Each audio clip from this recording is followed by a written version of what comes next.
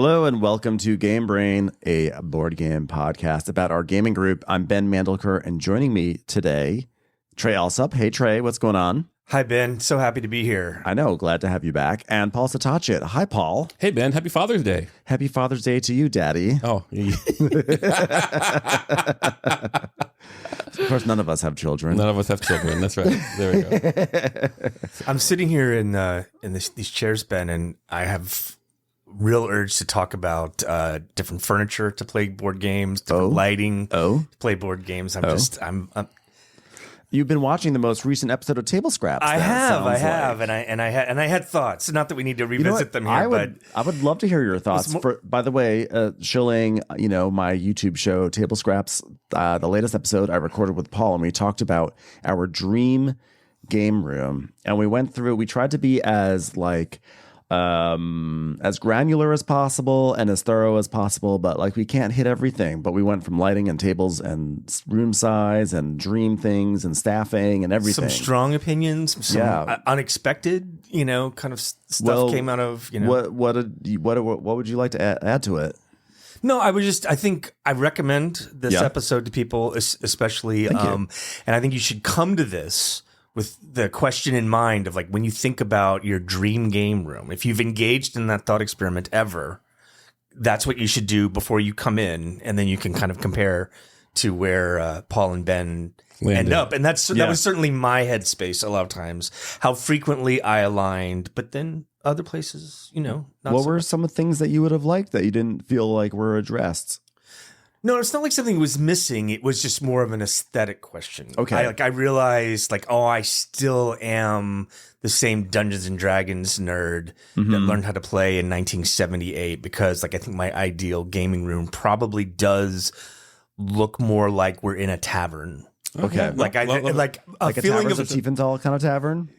Yeah. like a medieval or a Critical Role kind of space, where I kind of want some dark wood. Yes. Around me. I want the feeling of candlelight. At the same time, I want the board incredibly well lit. Your suggestion that lighting should resemble more of a pool hall. Yeah. It's important for me to, ideally, if we're building our ultimate dream room, I don't want my eyes seeing a naked bulb. No. Yep. Anywhere. So the pool hanging light where it's, recessed within a cavity so that you don't have to actually look at the light. And yet you have a very even, very bright table surface. Diffuse. Why don't we do that? It's perfect. We need to actually, at times we could do this where you actually put in the lighting that you want. Yeah. Yeah. But that would require some effort. And so many things we could be doing. Require some cleaning. I have to say, talking about it in the episode, I think we sort of settled on a ski chalet aesthetic, which I don't think that was a deal breaker. I think that was just what that's came my to mind. preference. Ski chalet, I think is great. Interesting, like Mountainhead kind of vibe, like fireplace, cozy. But I have to say, actually, upon reflecting, my dream, I've always had in my mind sort of a room that I'm not even sure what I would use it for. Would it be a study, a library? I'm not sure, but I'm going to say game room. I always have loved the aesthetic, that kind of very Britishy aesthetic of a dark green wall, dark wooden accents and paintings of mallards on the wall or foxes, that old money British, maybe some tartan patterns on the carpet. Oh, we'll not have carpet in our game room, but I do kind of a real pretending I'm an aristocrat. an aristocrat, right, in something in England. Windsor Castle or something. It's kind of I don't know if that worked for board gaming, but I do have a dream of having a room like that someday. No, my key thing is the portal. I want to be in LA, but I walk through the door and we're in Switzerland or some snowy thing. That's the key wish, genie wish kind of thing. Yeah. I mean, Geeky Teas in games does kind of do that, but they're only kind of taking it to a 5 as opposed to taking it to a 10. You mean they didn't add a second floor with a library feature up there? No, I just mean each of the rooms are themed, Yeah. but they didn't, invest in it to the level of like a 10 that you want, or your British colonial, aristocratic, stuffed tiger, raised in the corner kind of aesthetic with a pith helmet, on the mantelpiece that you're clearly envisioning. So cozy though. Yeah, and like a final point would be, it's probably my aesthetic here has changed a little bit as I've gotten older, whereas I think I probably care more about sound. Like I've always cared about light, but I do care about sound more, where having a space that can absorb sound, so we're not getting a lot of echo, or like we certainly don't want other people playing anywhere near us, but like the discussion about like, we need to have a hard floor because we need to be able to find the pieces right away. And I'm like, well, that's going to make for an more echoey room. So like even like a more like industrial carpet on a practical level might be better. Maybe I was gonna say maybe this means tartan rug is back, but actually no, that would be bad because it's probably all those lines can't have a pattern. Can't have a pattern. Okay, industrial rug. I'm okay with an industrial rug. Industrial rug in my British colonial game room, and always have Tom play modern art like around. So we'll have a yacht rock corner for Tom where he can play Christopher Cross and like whatever other board game room on a yacht. Okay. There's a different way though to go too. I'm going to provide some options unless you need to end this segment. No, why not? Because if I'm not going tavern, like there's a different fantasy out there, which is the more like the board game design space, which involves like a big central space where maybe you have 4 tables so you can prototype stuff. And then you have individual rooms around the edge that you can kind of work out of. So you have a work study space. Kind of giving you have multiple designers. WeWork vibes almost. Yeah. We game. Or like a Coliseum, like where each door had like a lion or a board game designer. Or a board game designer. Like, right, you pull a chain and Josh Wood is revealed. Yeah, that would be fun. Yeah, I don't know. I mean, it's an ongoing thing. So Paul and I talked about this for a full on hour. If you're like, right, oh my God, sorry, I can't. No. I'm saying if you're listening and saying like, wow, I can't believe you guys are talking about this so much. I'm saying like, there's like an hour's worth where Paul and I really went through the dream scenario. So that's on YouTube. So check that out. Maybe I'll repurpose the audio on our feed if we need something to go up. Today, we don't really have a game to review or deep dive, but we have some recent plays that we can talk extensively about because we can obviously talk extensively about really anything. Because we're friends. Because we're friends and that's what we do. So let's talk about some recent plays. And Trey, you mentioned that you have played a little bit of Dune Imperium lately. Can you tell us more about that? Well, I think, Ben, you and I shared that we did not have the best first play. We were traumatized of Dune Imperium. Traumatized by our first play of Dune Imperium. And it's taken and it took a while to bounce back, even though people insisted, like, Trey, you should like this game. But I was like, no, I've played it. And I didn't like it.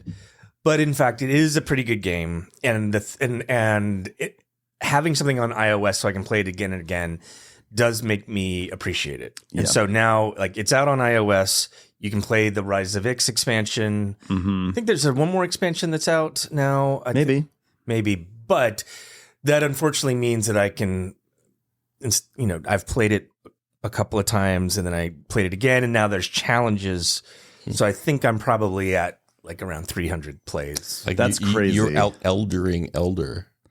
300 plays. I have to say, I downloaded the app back in April when it came out, or around when it came out, because I think I mentioned this on the podcast. I was in Chicago, and I have a friend who's part of a group called Dune Daddies. Speaking of Father's Day. That's right. And it's basically a group of like 4 or 6 gay men who gather like at least once a week, if not more, just to play Dune Imperium. And they love it. They love it so deeply that I felt it's their forever game kind of thing, right? It is, and I felt like the FOMO, like their joy was so strong that they got from this game that I kind of felt like I I can't hate on this game because it's bringing this group of people so much happiness that I can't just dismiss this. It's like it has a clear value, and it almost is like you almost want to tap into that. So I was like, I'm going to learn this game. I want to tap into what makes it so fun because I know it's there. I just had a really shitty first time playing it, and I can't keep holding that experience against the game. I can't just also keep holding on to that experience just in general in life. So I downloaded it. I'm patting myself on the back because guess who rocked the tutorial and won? I know. I won that tutorial. You showed the tutorial who's boss. No, I did a great job with that tutorial. And I had a fun time. And I was like, ooh, I got onto my iPad. I was like, I'm going to play this. It's a really good implementation. Has something changed where, like, I played, like, Dune Imperium, and then I only played Uprising, and maybe I have. And I definitely haven't played X. I go, like, I go, like, when I first played it, I go, like, oh, it's good. And I go, and this will take me to 8 games, and I'll be done. Has something changed in the game that has made There's more to it than that. It's obviously it's more replayable. Like, I wonder. Well, maybe it sort of all is weaving together because, like, maybe I don't know the circumstances under which you played, but maybe it kind of actually can connect back to what got me open about it again. Is that, like, maybe if you play it with some people who like love it, you might access that above the table magic that will make the game feel like it's more than just 8 plays. Yeah, because I felt like, I mean, the base game was fine to me. I was like, oh, I see what it is. It's going to, and here I am, like, buying cards and, oh, look, I'm Paul Atreides now, or whatever. and right. Well, there is a lot of richness in the leaders. I think the base game, maybe you could say, like, I played 8 times and, like, and that's enough. I think in the subsequent expansions, there are elements that make it more replayable. Like in Rise of Ix, there's contracts. And there's more like powers that come into it, so it plays very differently with what comes up each time. Like one of the things I like about the different games, because I've played Ix expansion and now Uprising, which is kind of like the polished version, but also has spies. Like it's addressing some of the shortcomings of the earlier games. Is that they are all kind of completely different card sets. It's like technically, I think you can mix and match them, but they're actually balanced for each game, and each one of those makes playing each expansion feel like its own unique thing. So I'm excited to revisit it. I really, we haven't had a podcast, by the way, in like over a month. And that's because all of us have been traveling. And so I've been traveling a lot. And as a result, I haven't really been able to game. And so I'm really looking forward to this summer, really getting a lot of sessions in. I want to have like some time with Dune Imperium. I have a bunch of new games that are kind of more obscure that I kind of want to play and experiment with. Railways of the Lost Atlas has an expansion out that I'm playtesting. I want to do some of that. So there's like a lot of stuff I want to do this summer with gaming now that I'm back. And definitely Dune Imperium is like one of those like bullet points that's like important for me to get to. I hear the words that are coming out of your mouth and I go like, 6 months ago, this would be crazy to hear you say. It's so, the world has changed. I know. It's too quick. Think the movie too quick. Like there is nothing like 6 months ago that would make you play Dune for you. Nothing. You take a bullet to the arm before that. Nothing. But I'm telling you, like when you meet people who are so excited about a certain game, like it can really be infectious. Yeah. No, I love it. I love it. And now you've played it 300 times, which is wild.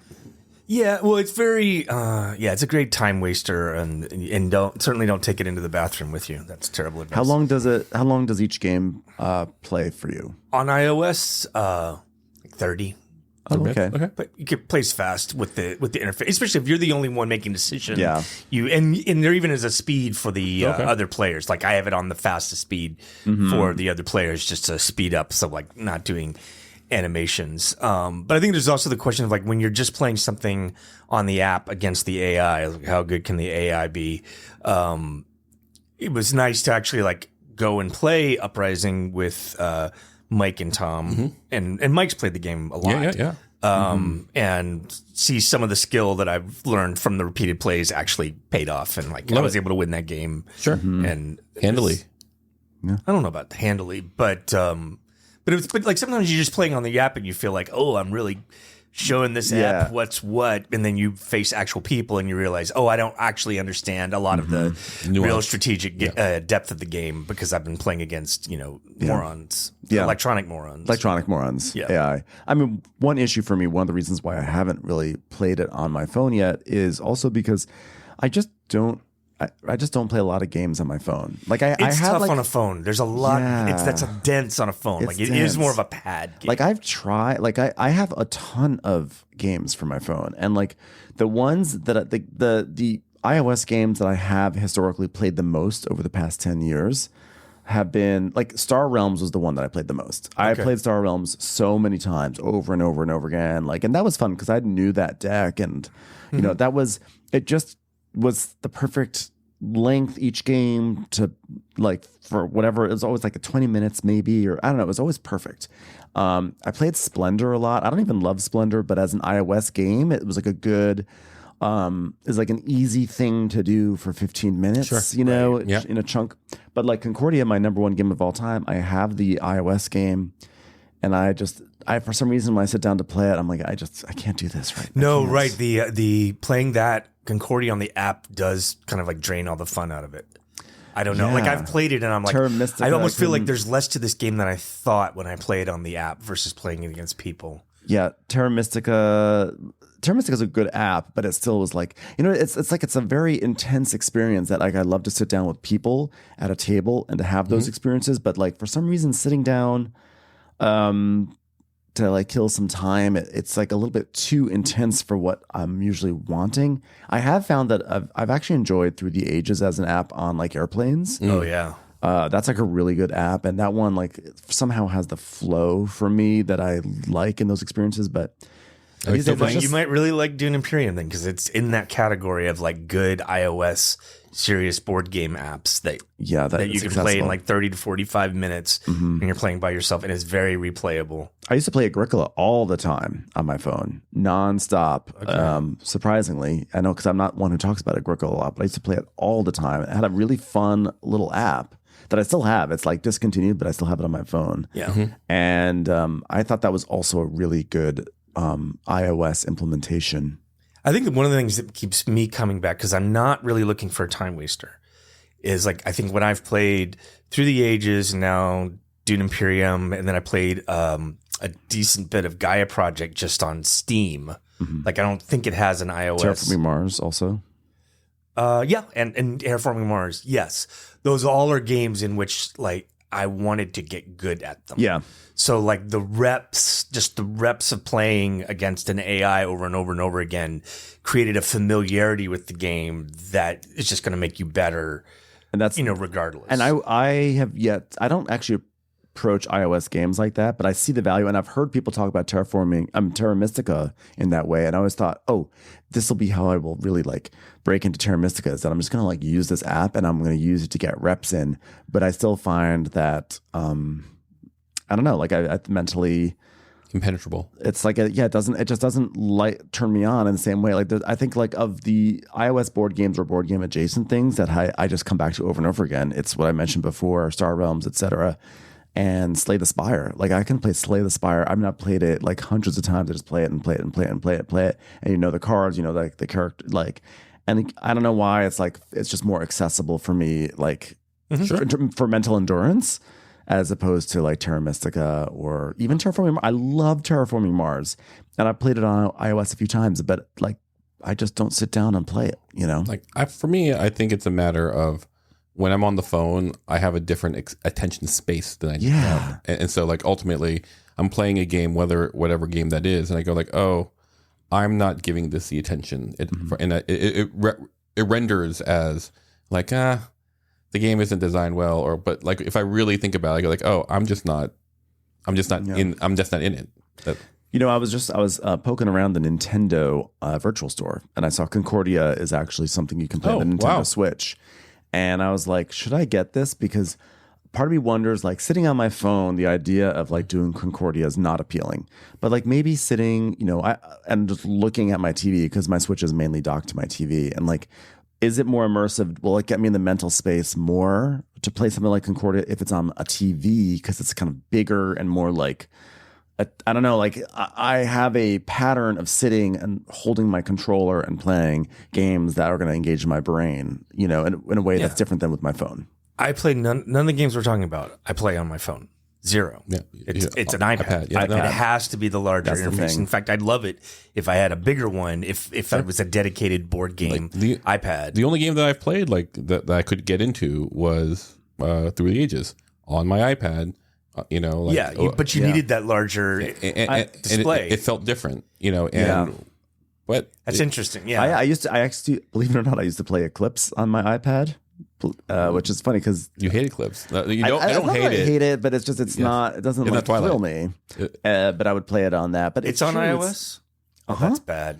Okay. Yeah, there's a whole. Because now you're like Star Realms and Eclipse. I didn't know were on iOS. Oh yeah, Eclipse is not only. Oh, there's a whole bunch. I mean, we should really do an iOS board game situation because there's like a ton. I have a ton. Brass is on there. Brass is not amazing. But there's also, it's also on iOS. I don't know if it's still available. Not Age of Steam, but Steam. Sure. Which it scratches. It's like almost all Age of Steam. It's only a slight difference. Yeah. So you can play that on there. But I do think I don't use my iPad a lot. And in fact, I was so upset when I downloaded Dune Imperium. I was like, this I know I'm going to want to play on my iPad. And my iPad was dead. And I was sitting there on an airplane with a dead iPad. And I was like, I know if I play it on this iPad, I will actually have the momentum to do this. Yeah. I need to really view my iPad as a video gaming platform more than just a bigger phone. And maybe just to wrap it up, the Dune Imperium app is excellent. Mm-hmm. It's really a great implementation. Good sound effects, good graphics, good interface. It's battle tested. It's a great app. Yeah. Okay. Well, we'll circle back to that, I'm sure, over the summer. Dune Imperium Journey, etc. Paul, have you played anything recently you want to talk about? I played a lot of Wavelength with newbies, and non-gamers. Yeah, but not non-gamers. Semi-gamers. No. Never have they played Catan?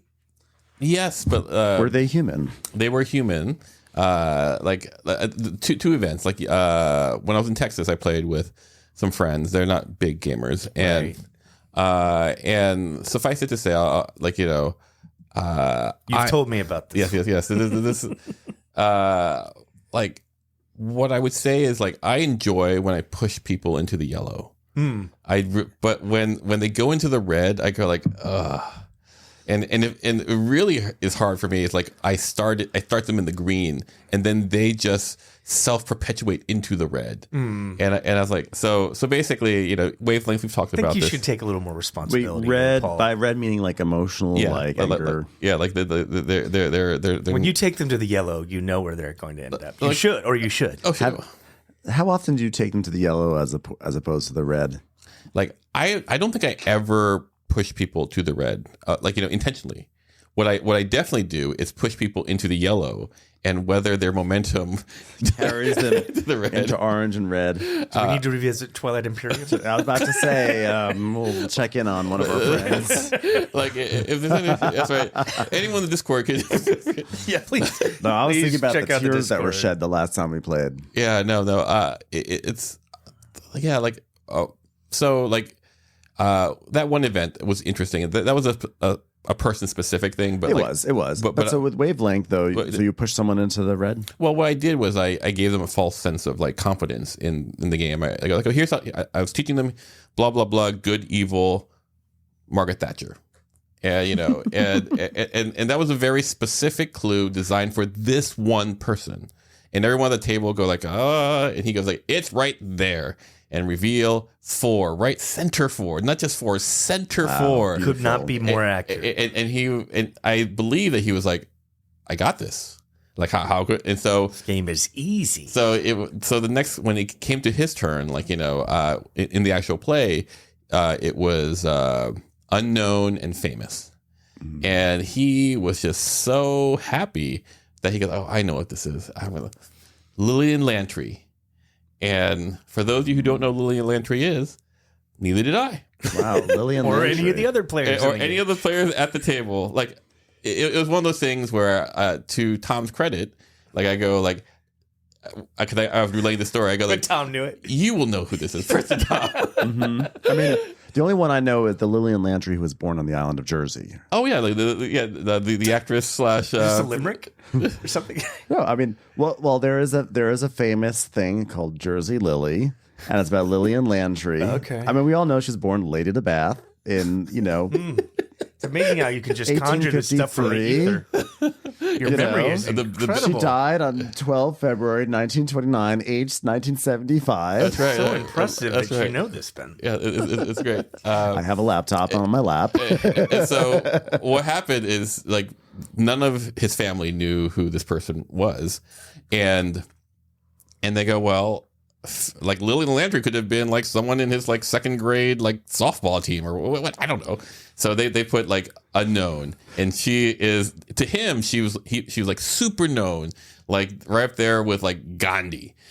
I will say her Wikipedia page is surprisingly very long. Yeah, no, like and so the reveal, everyone misses, and his kids roast him to like ruthlessly, like or like, what the hell are you doing? Are you trying to make us lose, Dad? And he is not taking that very well. And I've never seen Wavelength get to this. Like I've seen people go like, right.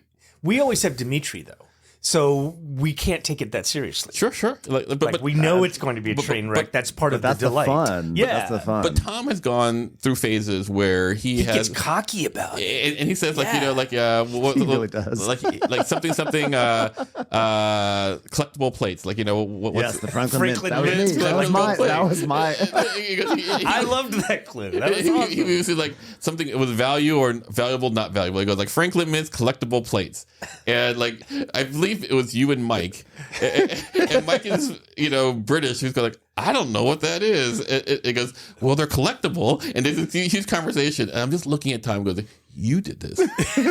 when they and to this day, he still abdicates responsibility. He puts it on us. But no one was yelling at each other. Whereas it was funny. Yeah, no, but I've never seen a situation where people were like this was an ego problem, that kind of thing. And I was like, oh wow, I thought this was like a bulletproof game, but like nothing is bulletproof. Yeah, that is kind of hilarious that the kids roasted him. That game continues to amuse. But it is almost like a category of game because I'm trying to think what else I was saying this about the other day. I was like, this game is at its best when it is played poorly. Yes, like when you play absolutely. it well, it's not interesting at all. Yeah.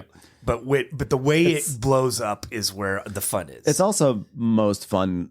I hate to say this. It's most fun when you treat it like an activity, I think. Mm-hmm. I actually think like there've been some times when we as a group, as Game Brain, have played this game and like the game of it has taken center stage. Like, that's 4 points. We're going to win. And I'm like, you realize that's not like, it's literally...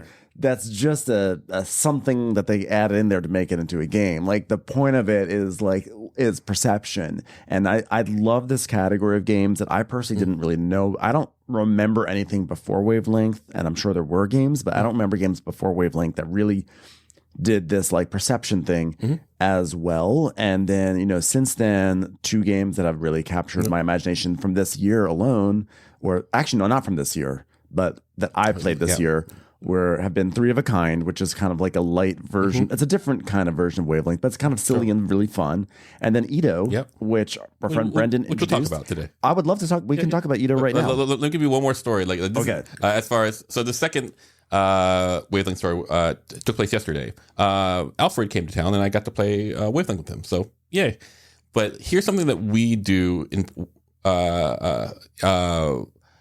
with with Wavelength that I didn't realize that we do, because I played with a bunch of people who aren't real big gamers. So like the clue given them was easy to sit on, hard to sit on. I love it. And so they said hostile architecture. Easy to sit on, hard to sit on. Hostile architecture. And so that's basically when you design. Yeah. So like, what would? I know.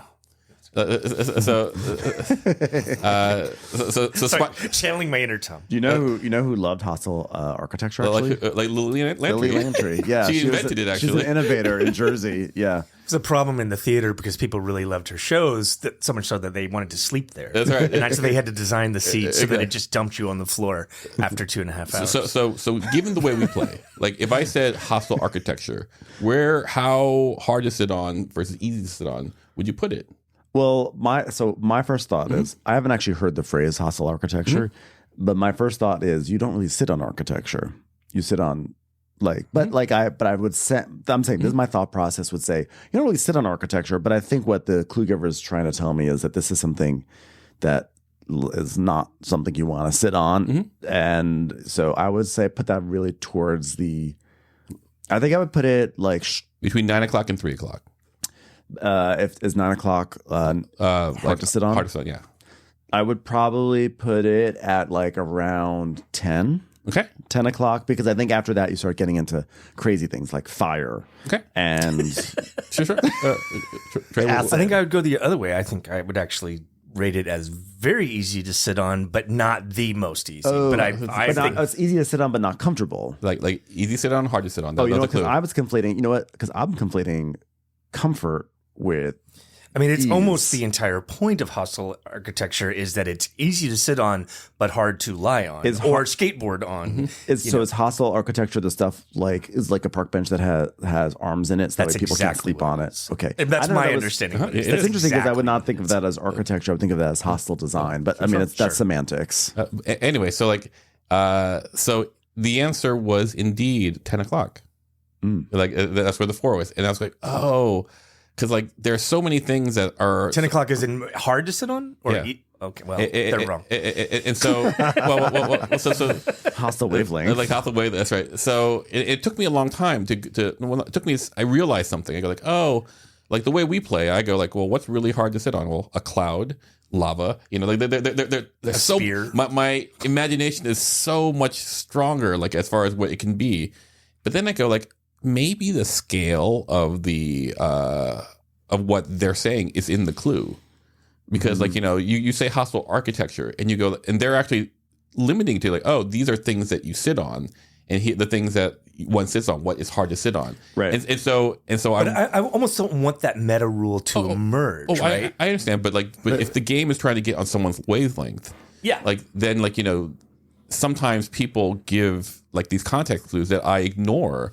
Because I'm assuming my paradigm is correct. It is 100% correct. Totally but that correct. said, you're a regular Lily Lantry of wavelength. They call me Jersey Paul. but so it was a very eye-opening experience. When we play in our group, there's almost a unsaid paradigm that we have. We go well, what is 9 o'clock? What is 3 o'clock? And what is noon? And from there we can gauge what our people are saying, some version of that. Yeah. But I was watching these newbies kind of fumble around with it was very interesting. But we're often not on the same page. Yeah. Thankfully, we'd but that thing happens sometimes where people offer clues and they'll say Scarlett Johansson or whatever, and I'm like, well, that seems really extreme because you're thinking of her as a very attractive person. And then somebody else is like, well, we're only talking about actresses here that have been in Marvel movies. Right. What? When? Sure. Yeah. I mean, I think we had a similar thing where I was doing Dianne Feinstein for important.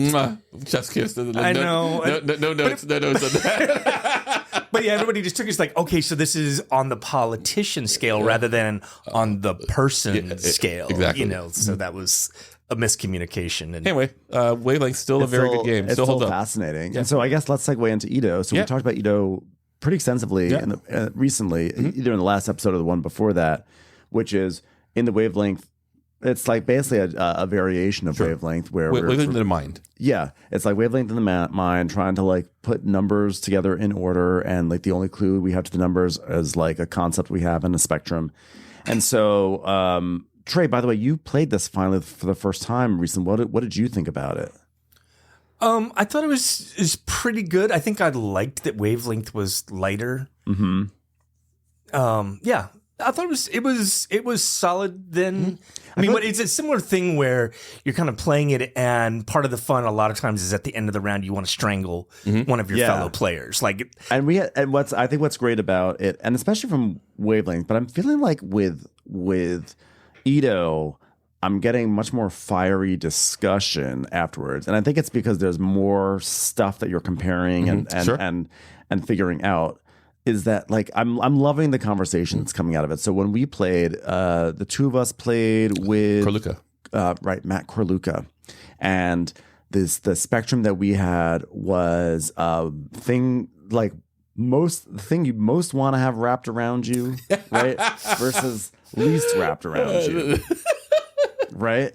And if I remember correctly, like you put, I'm trying to remember what what was mine? You said, I remember what you're like. So someone said, warm blanket, and then you said a nice cool fleece. I said warm blanket, and I said a cold blanket that's made of wool.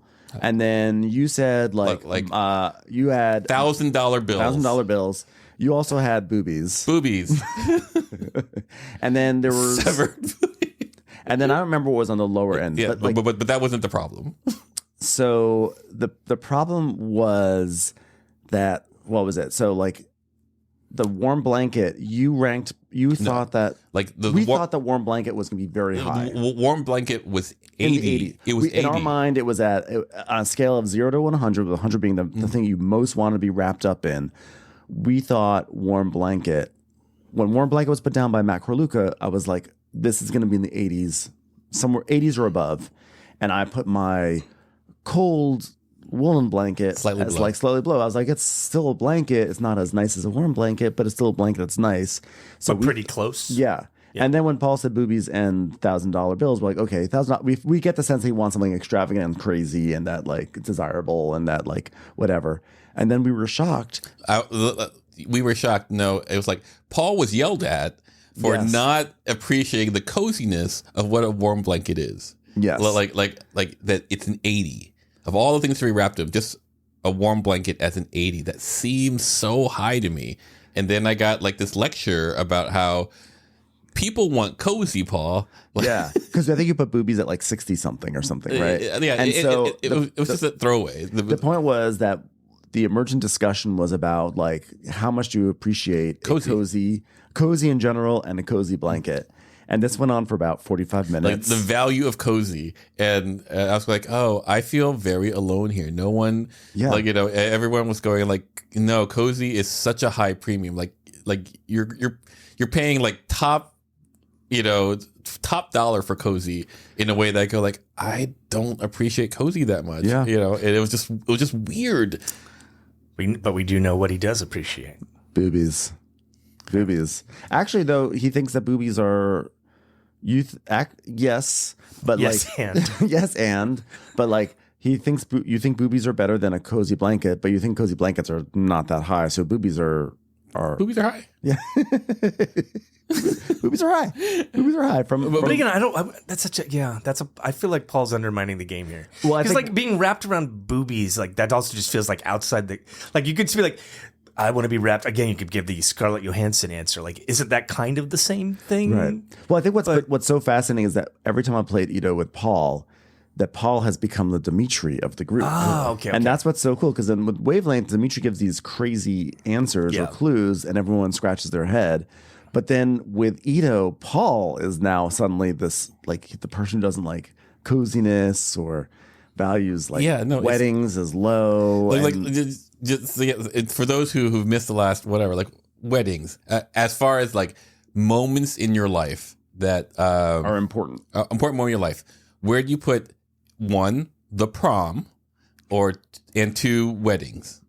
And apparently, like, the answer to say the prom is a 30 is wrong for me to say 30, and a wedding 75 is also who's confronting you here? Like everyone at the table. Everyone at the table yelled at Paul about this. David Gilson. About the prom? Well, because here's what happens.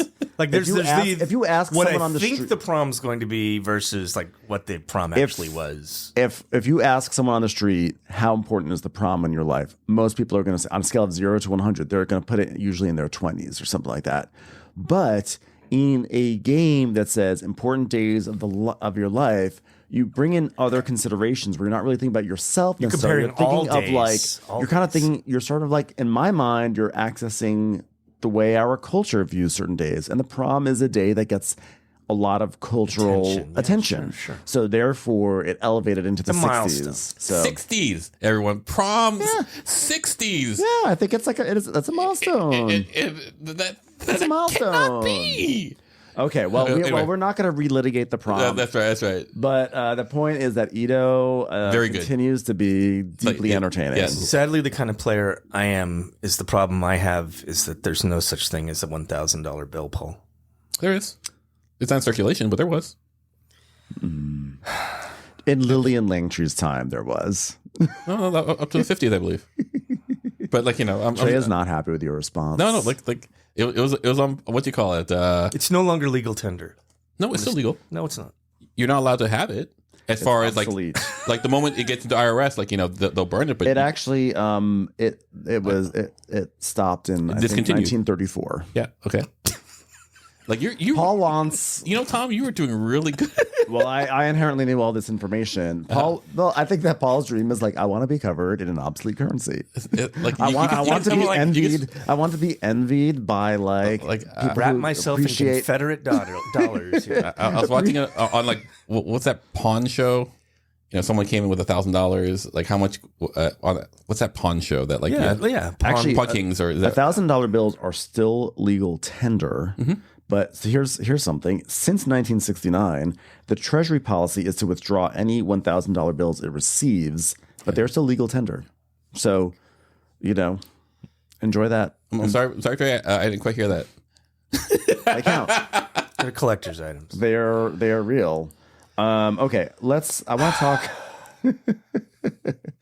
I haven't really been able to play any games except for Ito, and then the two games we're going to sort of highlight today. However, there was the Railways of the Lost Atlas, the expansion prototype, Landmarks. Mm-hmm. We finally got to Jordan and I finally got to dabble with that. We're doing some play testing, and that was really fun to get to play that. We had a really you're actually play testing the expansion? Play testing it, yeah. That's so I need to get a whole bunch of plays in this summer, and I'm kind of behind because I was traveling. And You're being a bad play tester. I am, but I'm planning to make up for it big time. That's actually priority number one beyond everything else, because I actually have an obligation to other people for this.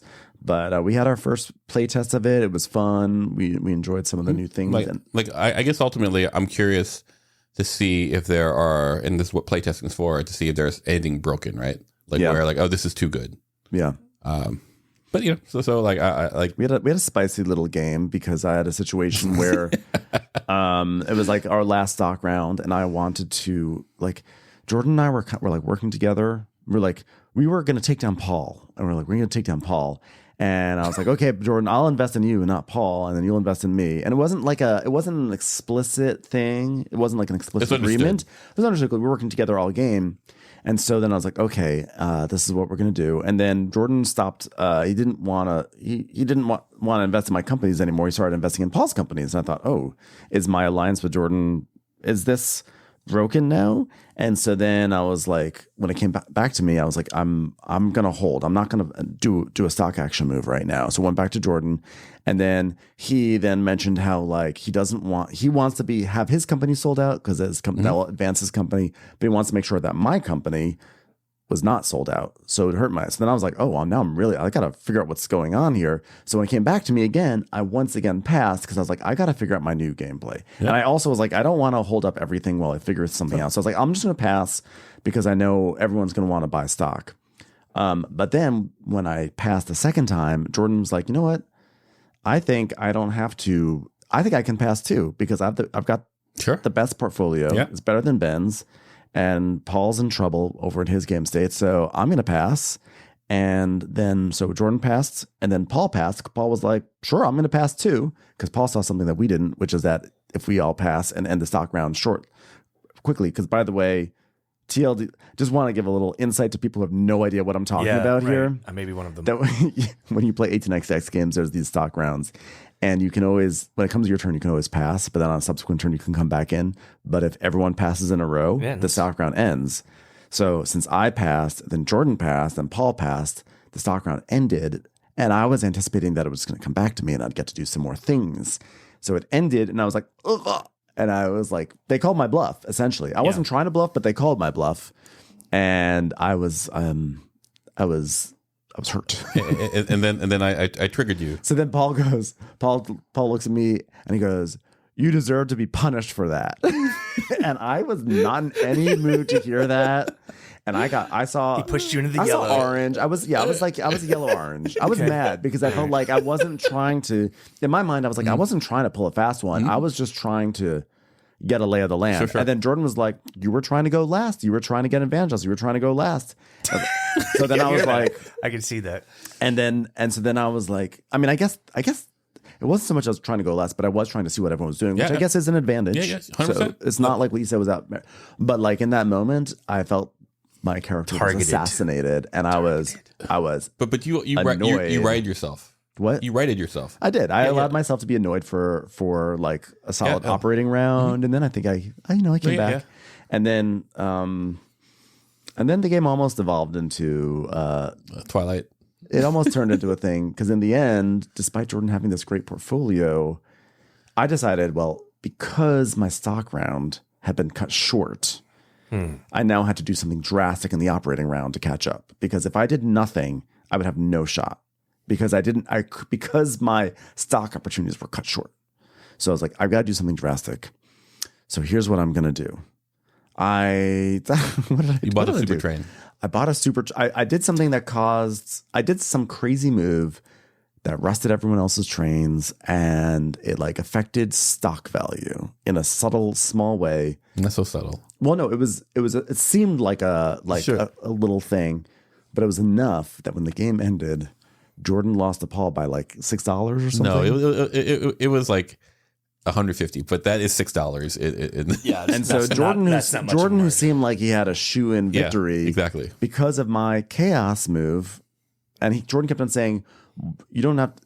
He just kept saying like, "Why are you doing this move? You're going to lose anyway." And I said, "Because I have to. Because I know I'm going to lose one way, but I don't know if I'm going to lose the other." Which is hilarious. He's acting like it's king-making. Because I was accused of king-making. Yes, but this is thematic again.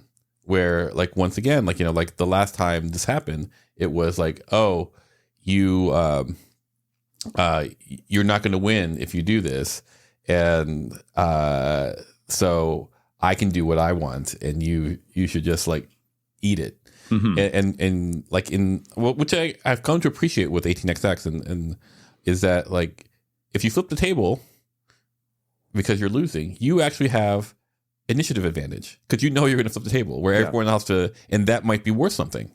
I think the thing is with 18xx, which I've come to really enjoy, is that like when you do like a high risk move, there will be often crazy consequences. And I think the crazy consequence of the high risk move was there was a consequence of me doing something with this train thing that caused Jordan to ultimately lose by like a small margin that was not planned. Was that also the move to cut short the stock round, which seemed like a smart thing. I think that actually it wound up it had an interesting meta effect, which is that I felt even more compelled to do something drastic. And it was that drastic thing that came back to haunt Jordan.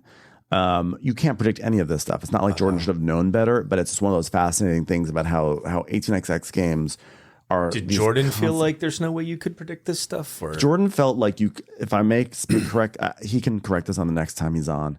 Or in the Discord. I think he felt like if he had sat down and done the math, that by seeing how the math would play out, it would have been clear that if I'd done this thing, I would have caused Jordan to lose. And so therefore, if we had done the math, then we would have known both outcomes, and then it would have been more of a king-making situation. But I don't think that's really the spirit of... I mean, you can try to do math and try to predict as much as you can, but like sometimes you just make a move because it just feels like the right thing to do.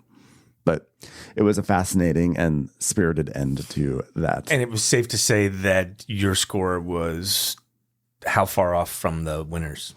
I don't remember. I Maybe think about in the like 500 to 600s. Yeah, I was. Would you say that's a distant third? I was trailing the whole game, and so I was trying to figure out how to get out of my hole. So the fact that like that stock round ended, it put me in a deeper hole, and so then I really needed to like shoot for this. I was like, I can't. I'm just not willing to sit here and not do anything during this operating round. I'm gonna pull whatever lever I can and hope for the best. So I wasn't there, and I don't understand this game. I think I'm probably a little sympathetic to Jordan in this one. Like it doesn't feel right when the last place player is making big chaos moves that end up determining the outcome. The thing is that there've been enough times when I've done the chaos move and it has propelled me into first. Right. So probably this is not the story of every single game you play. No, it's not. But what I didn't expect, I honestly did not expect it that it would affect Jordan. I thought his game was on rails to win. No pun intended. I thought it was like I thought it was going to get me a better position and like I think down by accident. It just happened he was invested in you and I was not. Yeah, exactly. So it was an interesting outcome. It was a spicy fun, but it was all good too. By the way, the vibe was good after the game. It wasn't the vibes were all good. It was a spirited discussion, but it was not a fallout or anything. So it was a cool experience. I'm just loving Atlas. You know, it's great. It just provides so many interesting experiences. Love it. Can I usher back to a game brain segment? Yeah, okay. Go for it. Games on the brain. Games on the brain.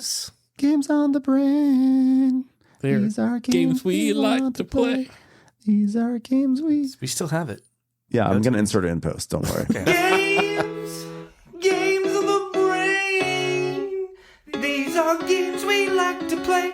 These are games stuck on our brains, oh baby. So I woke up this morning and Board Game Bliss had sent out an email saying we have like 800 games on clearance. And I was like, well, I obviously will not look at this link because I already have some games I want to play. It's a trap. Huge trap. I looked. I looked. It's a trap. I looked and I ordered. Oh, no. So I was like, no, don't order anything because I want... There's a new game out, Transgalactica, that I intentionally did not buy because I've already bought some games that I haven't played. And I was like, pace yourself, Ben. But here I am. I've now bought some games, and can I tell you about them? Yes. Okay. The first game that I bought like 2 weeks ago was a game called Oranges and Lemons, which I'm really excited to play. This is just a worker placement game. I've heard about it. Same designer as I think Great Fire of London, which I think is a beloved game. Okay. And it's just a game of you're in London. It's a Euro game. It's got like a board that looks like it's illustrated, looks like a storybook, like in the Troyes vein. I'm so excited to play it. I can't even tell you. It's just worker placement, Sometimes I just want like a good classic worker placement game. So I feel like Trey, it might be up your alley because it feels like it's a sort of a Trey game. Worker placement with fruits. Yes. Although there's actually no oranges in the game, but there are lemons. Despite the title. But it's like, go to this spot, get resources. Go to this spot, sell resources. Go to this spot, get a thing. But there's more to it than that, obviously. I wouldn't get it if it was just that. But I'm excited. And I think that might be a game for Elder as well. So there's lots of different resources. And I think I might try to put together a game of that. All right. So Paul, you're welcome to join. I don't know. Thank you. I don't know if it's your vibe or not, but I play games. That's a game that's on my brain. Was that the only game that you ordered, Ben? I also ordered a game called Barcelona. It's not Barcelona that you may have heard of recently by Danny Garcia. This is Barcelona: The Rose of Fire. Did you ever play that game? Did you ever play that game? It's from 2016, and it's a game that has been on my radar now, I guess, for 9 years. And it's a city building game. Oh, and I know how you feel about those. I think the TLDR on Barcelona, The Rose of Fire, is that it's an interesting but flawed game, which is why I never got it. But it's always, it's a trap. It's always been in the back of my mind, and I don't think you can really get it anywhere. Sure. And I saw it for sale for like $25, so I bought it. So I'm excited for that. That's another one of my new obscure games. And then I got a game that I'd never heard of before, but then when I saw the name of it, I was like, oh no. This is such a Ben. This is exactly the sort of name that pulls me in. The name of the game is Ben, You Must Buy Me. It's got a sexy name. It's called Cargo Empire. And I was like, oh. That's terrible. Cargo Empire. Only game that's worse title is like Container. And it's a game put out by, I forget how you say the name of the company, like Moedia or something like that. They did like Mini Rails and Symphony Number 5 and Taiwanese company. And you're just delivering goods across a map. Ooh. And it looks so good. It looks so silly, but it's not. It's just can't wait to build my cargo empire. It is. It almost looks like I get to move, pick them up, and deliver them. You pick them up. You can send them maybe from Vienna to like Paris. Like how many games in our hobby are just logistics? I love it. I love the logistics. It's just like and if you were to express this to people who are not gamers, like, oh yeah, I played this amazing. It took 8 hours. What did you do? Well, I made these products. Red cubes. These product. What product? No, the cubes. They're just cubes. They're just product. And then I moved them from one part of this map to this other part of this map. Ooh, and then what? Yum. No, that's it. That's it. Yeah, you just delivered. But I did it. I got some points for that. Yeah, I got some points. But it was. I did it very efficiently. Yeah, you don't understand. I got points for that. That's it. I have to say, Cargo Empire. It kind of looks like a very, very simple version of Imperial Steam almost. Okay. It's kind of like you're just sending things across and you're just, but there is some sizzle to it. It's not just like delivering, but there's a little bit of sizzle that looks very interesting. So I got it and I went all in. I got the 5th player expansion too, which wow. The only reason why I got it is because in our game group, when 5-player games come up, we're like, when we have 5 players, we're like, what do we do with 5 players? It's funny because like I go like there are, there's D-Mocker, there's Fresh Fish, and there's Cargo Empire at 5 people. I'm like, but no one owns Cargo Empire. I know. The Cargo Empire. Well, at least in your defense, this is a 2025 game. Yeah, it's it's fresh. Like Barcelona, Rose of Fire or whatever. Yeah. And so, I think this is actually current. It's a current game. Sure. And it's on clearance already. So that's off brand for you. I know. Okay. Yeah. We'll see. I think these are going to be all a little hard to get to the table, It's got a map of Europe, so it doesn't even. Yeah. I mean, it's apparently it's a double-sided board and the other side's like fantasy. It's hard. Our gaming group, our tastes have all kind of like, I feel like we've all moved in sort of certain ways a little bit. So sometimes I feel like sometimes I get these weirdo games and I have a hard time getting them to the table. And so I'm just going to make my case now, a plea, if you will. Will someone play these games with me? That's I'm putting it out there. Love it. Sure. If you want to cash in your friendship chit right now for Cargo Empire, cash. Consider the cash. Let's go triple header. I think I overlap with you on this. We overlap a lot. Yeah, I mean, like I'm blanking on the names, but what was the Crescent City Cargo or whatever? Mm-hmm. Yeah. What and that the publisher of that is that was Spielworks. Spielworks. Like I feel like you and I like Spielworks better than most people like Spielworks. I think we're more in. I think we're very tolerant of gray and brown tones. Yeah, and we're more tolerant. I think that we're more of the like midweight Euro. We're okay with midweight Euros. I was saying cubes. Cubes. And just old-fashioned cubes. I think that like midweight Euros right now, and we could do a whole episode on this, they just are not sexy to a lot of players. I think they're just not because the Browns. That's an interesting idea. Yeah. I think that like if you were to look at what's, and I don't say this with any sort of like in a pejorative way. I think if you were just looked at what games are trendy right now, the games that have appealed to people, it's moved away a lot from the midweight Euro. I think allegations of multiplayer solitaire and things like that have made them seem less appealing, or maybe. But the move has been. Have you seen is the move been towards lighter and heavier at the same time? Yes. So it's more polarized. I think so. I think people want either something like Landmarks, which I have right here. It's a word game, which is great. Or they want something. They want I'm looking at Galactic Cruise over here, which Cruise should be kind of a nice midweight, but instead to me it feels like overburdened with too much. It is too much. Yeah, too much. But like I think that we are seeing like people want to play either something light and fun, or they were going to go towards like what's the company that does like Voidfall and all those games, Tricarian, and I'm seeing that, or like Cold War. And I'm saying this in terms of like the games that are like, I think it's got some weight. It's got some serious investment. I think interaction and weight are really being prized right now, and those are totally great things to be prized. But I think that there's almost like a zero sum thing that's going on where like, therefore, because this game is heavy and highly interactive, that therefore a game that's more midweight and less interactive doesn't have as much value. And so I think I personally have been finding that it's been a little harder to summon interest in playing midweight Euros, at least in the sample size of our group, and group N editions on, but maybe I'm just perceiving it incorrectly. Yeah, well, like I would say, like this year, like our group has suffered a lot of travel. Yeah, people have been everywhere this year. We really have been all over the place. So I think in that way, like I would say that like I don't think there's a problem getting any game to the table. Is getting to the table.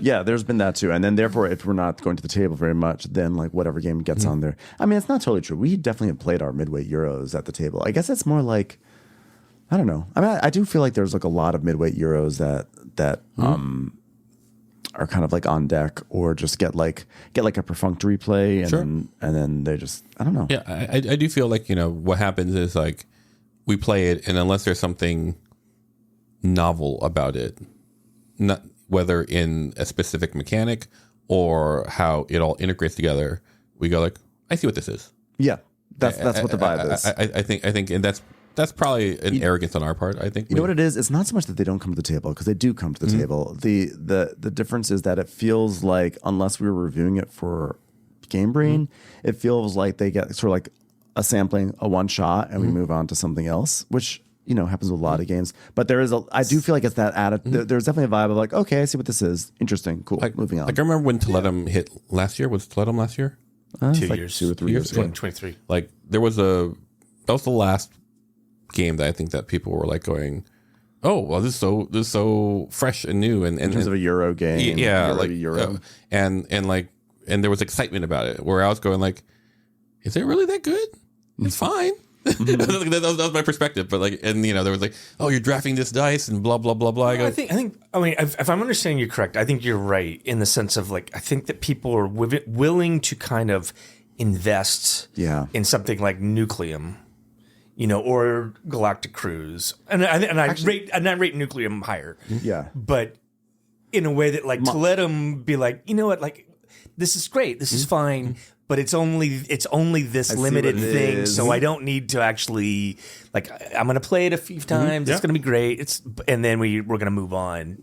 It's like, and I've noticed that just like also with like reviewers, a lot of times when there's some high profile reviewers who will, if they do review a Euro game, the vibe is kind of like, this is fine, it's fine, and you sort of feel like are you saying it's fine, or are you saying it's like it's fine if you are so simplistic to think that this is entertaining, but like it's not good enough for me? Like I'm always kind of like, we're now jaded old podcasters. Everybody's catching up with me in the jade category, which is like I would rather have strong opinions about a game that has something novel and that I feel like I haven't seen it before, even if there's stuff about it that I don't like. I'd rather kind of feel like it's something new, which brings us to our first game. Why don't we just like dive into the two games that we're not going to do like a review or deep dive, but we've had some experience with, and we just want to talk about it. Which one do you want to start with? Moon Colony Bloodbath is what I was referring to. Moon Colony Bloodbath by Donald X. Baccarino, who also designed Dominion and Kingdom Builder, among other games. Yes. So this game is it's hot. It's the hotness right now. It's you can't really get it. Say it again. Come on. You want me to tell the story? Yes. Which is that it's like, at least in April, it was like sold out everywhere. You could not get it on any online thing. And I found one copy in Arizona, and I found another copy in Dallas. As it turns out, I was going to Dallas like 3 days later. So I called up the store, Common Grounds, and I reserved a copy, and I picked it up when I went to Dallas. Nice. And therefore, I am going to say, since I could not find Moon Colony Bloodbath for retail, brand new, anywhere in America or even really the world, that my copy of Moon Colony Bloodbath is the second to last copy available in the entire world. Because there's that one in Arizona, which is the last one in the world. It's still there. Maybe not. But I'm just saying this Moon Colony Bloodbath is like super, at the time, super special and rare. Like that, like, and you sleeved it. I sleeved it because I was like, it's the second to last one available in the world. You better. And at least until the new printing comes out, probably like very soon, if not already. So Moon Colony Bloodbath. So it has some Dominion DNA. Dominion DNA. Except for rather than building your own deck, which is what Dominion is, you are building a collective deck that everyone shares as we are all building our own Moon Colony settlements. Yeah. That's what's unique about it. Yeah, it's a communal event-driven deck. Yes. The idea is that we're building colonies on the moon and everything's going to be great as we build our colonies, aka we playing cards from our hands into a tableau.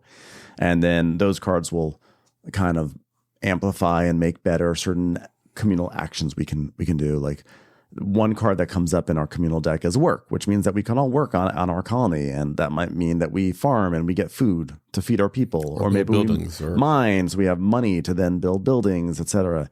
And so as you build your tableau makes these distinct actions like working, like farming and mining and other things better. So you start to build a really fun little tableau if all goes well. But it's not gonna. I think what makes the game really fun and disheartening and makes me want to walk out of the airlock is that invariably there's going to be an inflection point, because you're almost exclusively adding negative cards to the communal deck. So in the beginning there is actually almost there's not a the beginning. It's just you're working. All the cards just say work, and there may be something called like twist cards, which add variability. Every game there'll be two different twist cards, which might add some different things. Like, hey, spend $2 and you'll get 4 apples. And so as you continue, you'll continue to add negative cards, and eventually that negative buildup is going to exceed your Moon Colony's ability to withstand. Yeah. And slowly it becomes what the title of the game is, a bloodbath. Yes. And I think what I find very interesting about the game is I go through all the feelings. I go through all because when the first round of the deck, you're like, okay, I got this. Yeah. I'm going to be able. This time it's going to be okay. This time it's going to be different. That's exactly what I feel. Yeah, because you look at your cards, you'll have you start with 4 cards, and then you may gain some cards, and you start to see, if I play this card, then this card, then this card, I'm going to have a great engine. Yeah. And it's just like the first card costs $4. So okay, I've done that, and now I have to make 4 more. I've got to make some more money, so I play the next card. Like if it was just a simple Euro where you just gather your resources, then you play your cards, everything is great. But the thing is that there's only 4 work cards in the deck before you reshuffle, and so you would like to think okay, I'll use one of those work cards to build a building, another one to gain money, another one to build a new building, another one maybe to farm to get some food, whatever. But gotta have food to pay for those buildings. But as the rounds go on, more and more robots go crazy. Evil robots come into your deck. They are extremely helpful. What are you talking about? The robots the are robot butler, a technological. These things come in, and then suddenly it's like, okay, I have $4 and I have this card. I'm ready to play it. I just have to wait for that work card to come up. But while you're waiting for that work card to come up, suddenly a robot takes away $2 of your dollars, and then another robot takes away 5 of your people, and you're like, oh, I can't build that card I wanted to build anymore. It all goes to shit. Yeah, it's really no one is immune to the inflection point, but if you're the person who the inflection point hits first, it's a sad day. Yeah. It's sad. It is sad. I have consistently seen, I've come consistently second to last in this game. I've never not come second to last.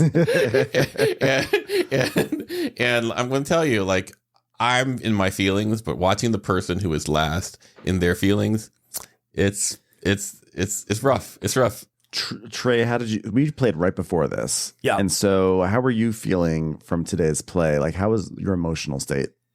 Well, I think I was the person that Paul was referencing there because I had Bloodbath is a front happening in row your view of quarters. Matt yesterday. the main way this game ends is that someone's colony is going to die, and that's going to trigger the end of the game. And because this is a build up and then it all falls apart kind of game, there does come a point to somebody at the table where they're no longer playing the game. Like, things are still going to happen, but you're no longer making any kind of meaningful decisions. It's all That's triage. And you're just trapped while Ben and Paul are still playing this game. Or even really, it's just Ben. To be fair, like in this particular last game, Wait, like we were racing to die. like I was going like, can I like stop my hemorrhaging faster than Trey can stop his hemorrhaging? Yes. He's hemorrhaging pretty fast. I'm going, oh shoot! Like, oh no, he got 2 more people. This might be the. Yeah, when we played the game previously, I was not that person. And I think I enjoyed the experience a lot more when I'm like, what is Matt going on about over there? Yeah, because Matt was getting hit hard with the bloodbath. And Well, he was like, I felt like he was riding that line of trying to be like, hey, I understand this is just really a very silly game. And I'm just going to like enjoy this. But I could also feel like he was saying like, what the hell is going on? Like, this is so unfair. I'm like, I can't get things going because I'm always $2 short because like just when There's I'm ready, nothing a I budget can cut do happens. to address this because I can't collect any money because I'm just going to lose it. It's like almost like a joke of like, how are you going to feed yourself without any hands? What's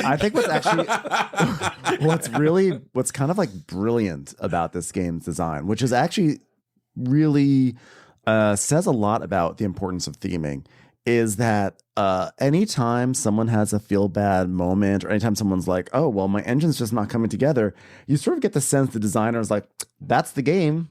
Yeah. Like, that's just the way the game is. Like, you do your best and then all of a sudden Next time it could go very differently. You know, and it's kind of like he's kind of like built in with this cheery theme of like, it's a moon colony, bloodbath, like this thing of like, if you're taking this too seriously, you're doing it wrong. I kind of feel like the vibe of the game has insulated it a little bit from that's the thing feelings. is like, I took way too long to die. It's like, I was like, okay, I'm in my death spiral now. Can we just get there? It's like, no. But the cranberries came on and you had to linger.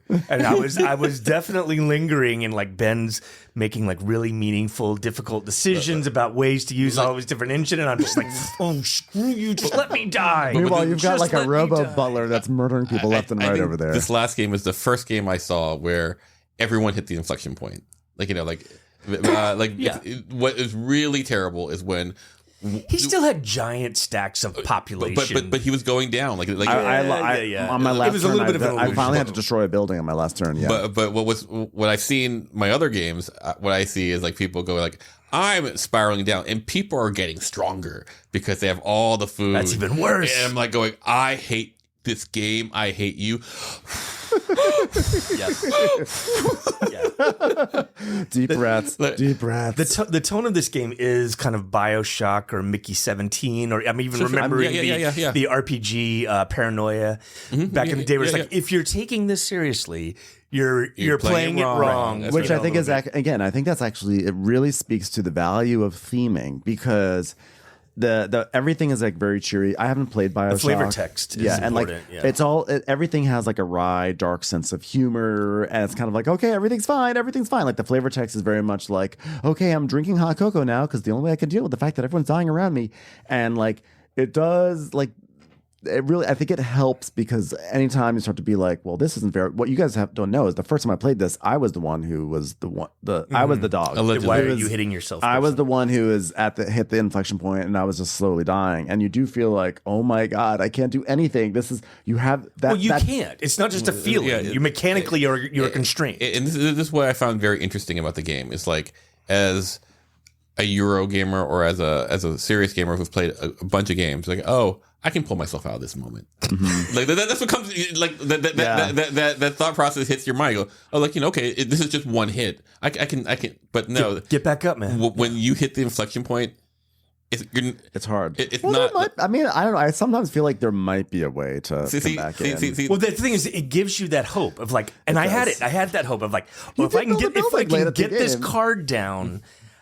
things are going to be much better. And then it was like, and now -2 credits. Well, now by the you way, lose the a -2 card. credits. But what's also interesting is like some of that stuff. Like Paul added in 2 cards that took away like $4 from us. Those were totally no fun could cards. not build after that. And we had discussion a while ago about like, are there attack cards in here? And there were, because I go like, because you had a money engine of some because I had a money engine, and then I had these money attack cards. Yeah, and I was going like, I need to do this now because Ben's engine is too powerful, and this will slow Trey's ability to like cauterize his wounds. Yes, because I had some sort of strange thing where I had like I had built cloning labs, so every time people got hungry in the game and we fed people, I would actually attract population. Sure. And then I also had some sort of research facility that like insulated me from accidents. And so it wasn't so much that I had an engine, it's just like I had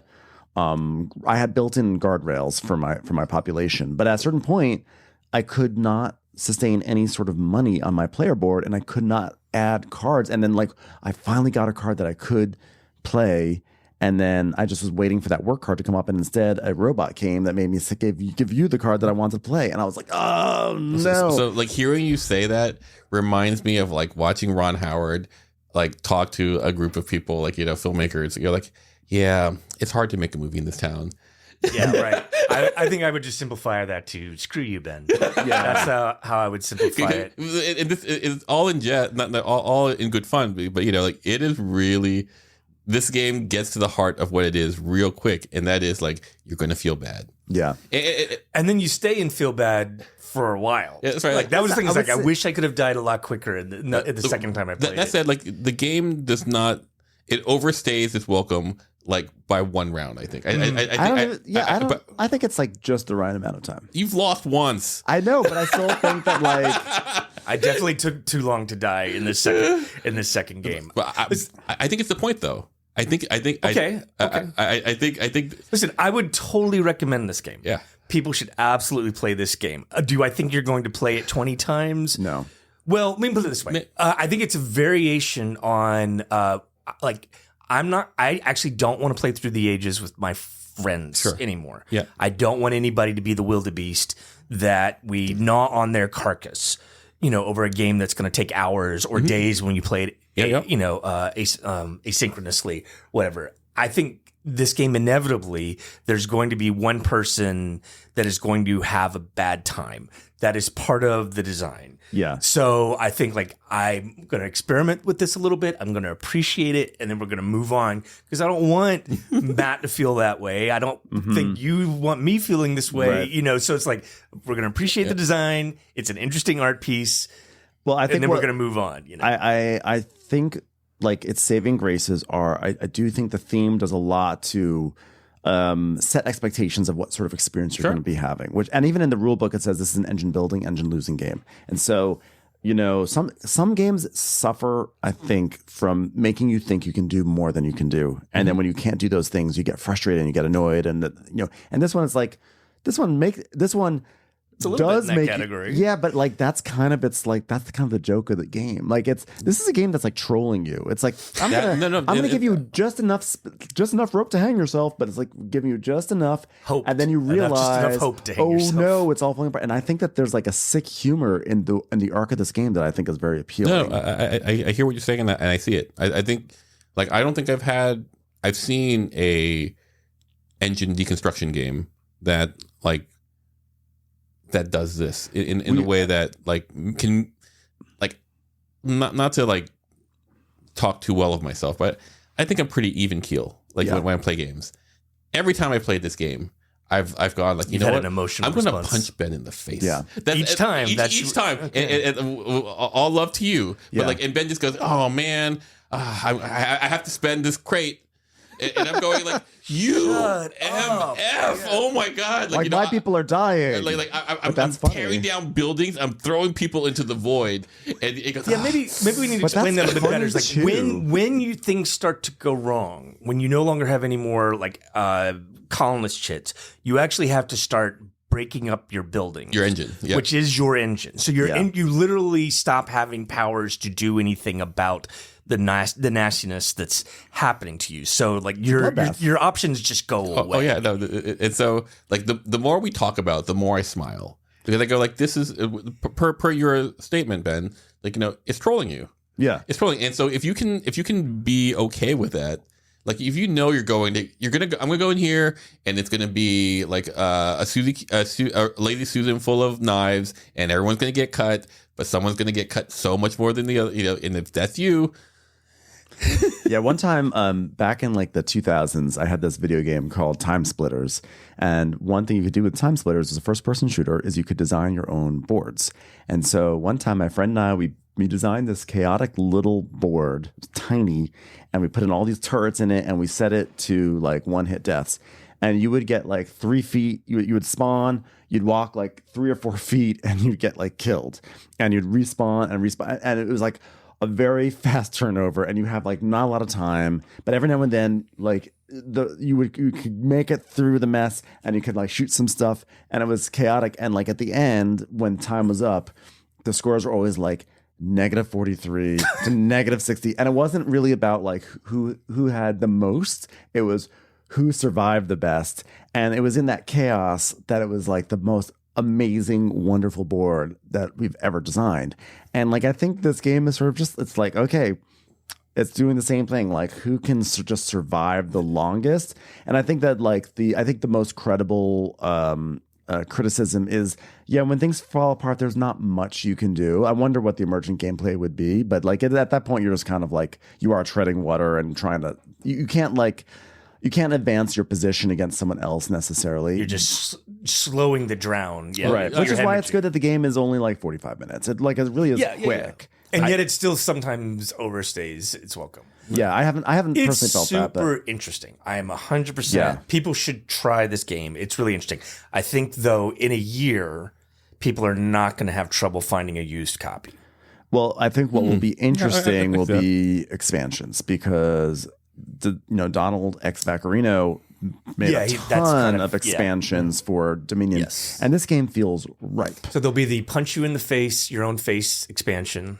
I'm just thinking, like, you seem to be drawn to games, like you were just talking about, like designing your own levels. Like, you should design a board game, and it'll be called like Suck Less. Suck Less. That would be the theme of your game. It's so funny because I don't generally like feel bad moments, but if a game is like, this is what the whole game is about, like survive, escape from Atlantis or something, where we're all just trying to get off this sinking thing. You've got a pretty high tolerance for it.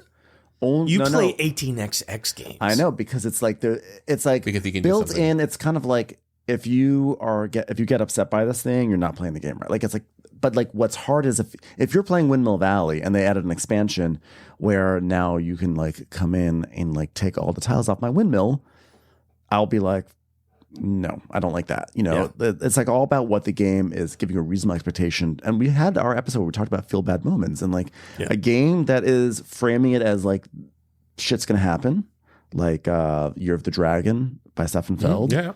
Like I'm okay with it because we're all going through it together and we can all laugh about it. Like, and I think that's what Moon Colony Bloodbath, like, it's not it's short enough that it's not. Yeah, it's not a very interactive game at all. But I think the interaction is in the collective moaning and groaning, and that's fun. But I'm looking forward to expand. I think expansions could make it more interactive and could give you more agency when things are going badly. Maybe, like, I don't know. Like, I think about it. I hope. Well, like, do I want more interactivity? I don't know. Yeah. I don't know if that it would make it more fun or not. Like, because right now, like, what I'm looking for is the losing my mind. I say all the time, like, I want someone to like lose their mind, and it's okay if it's me.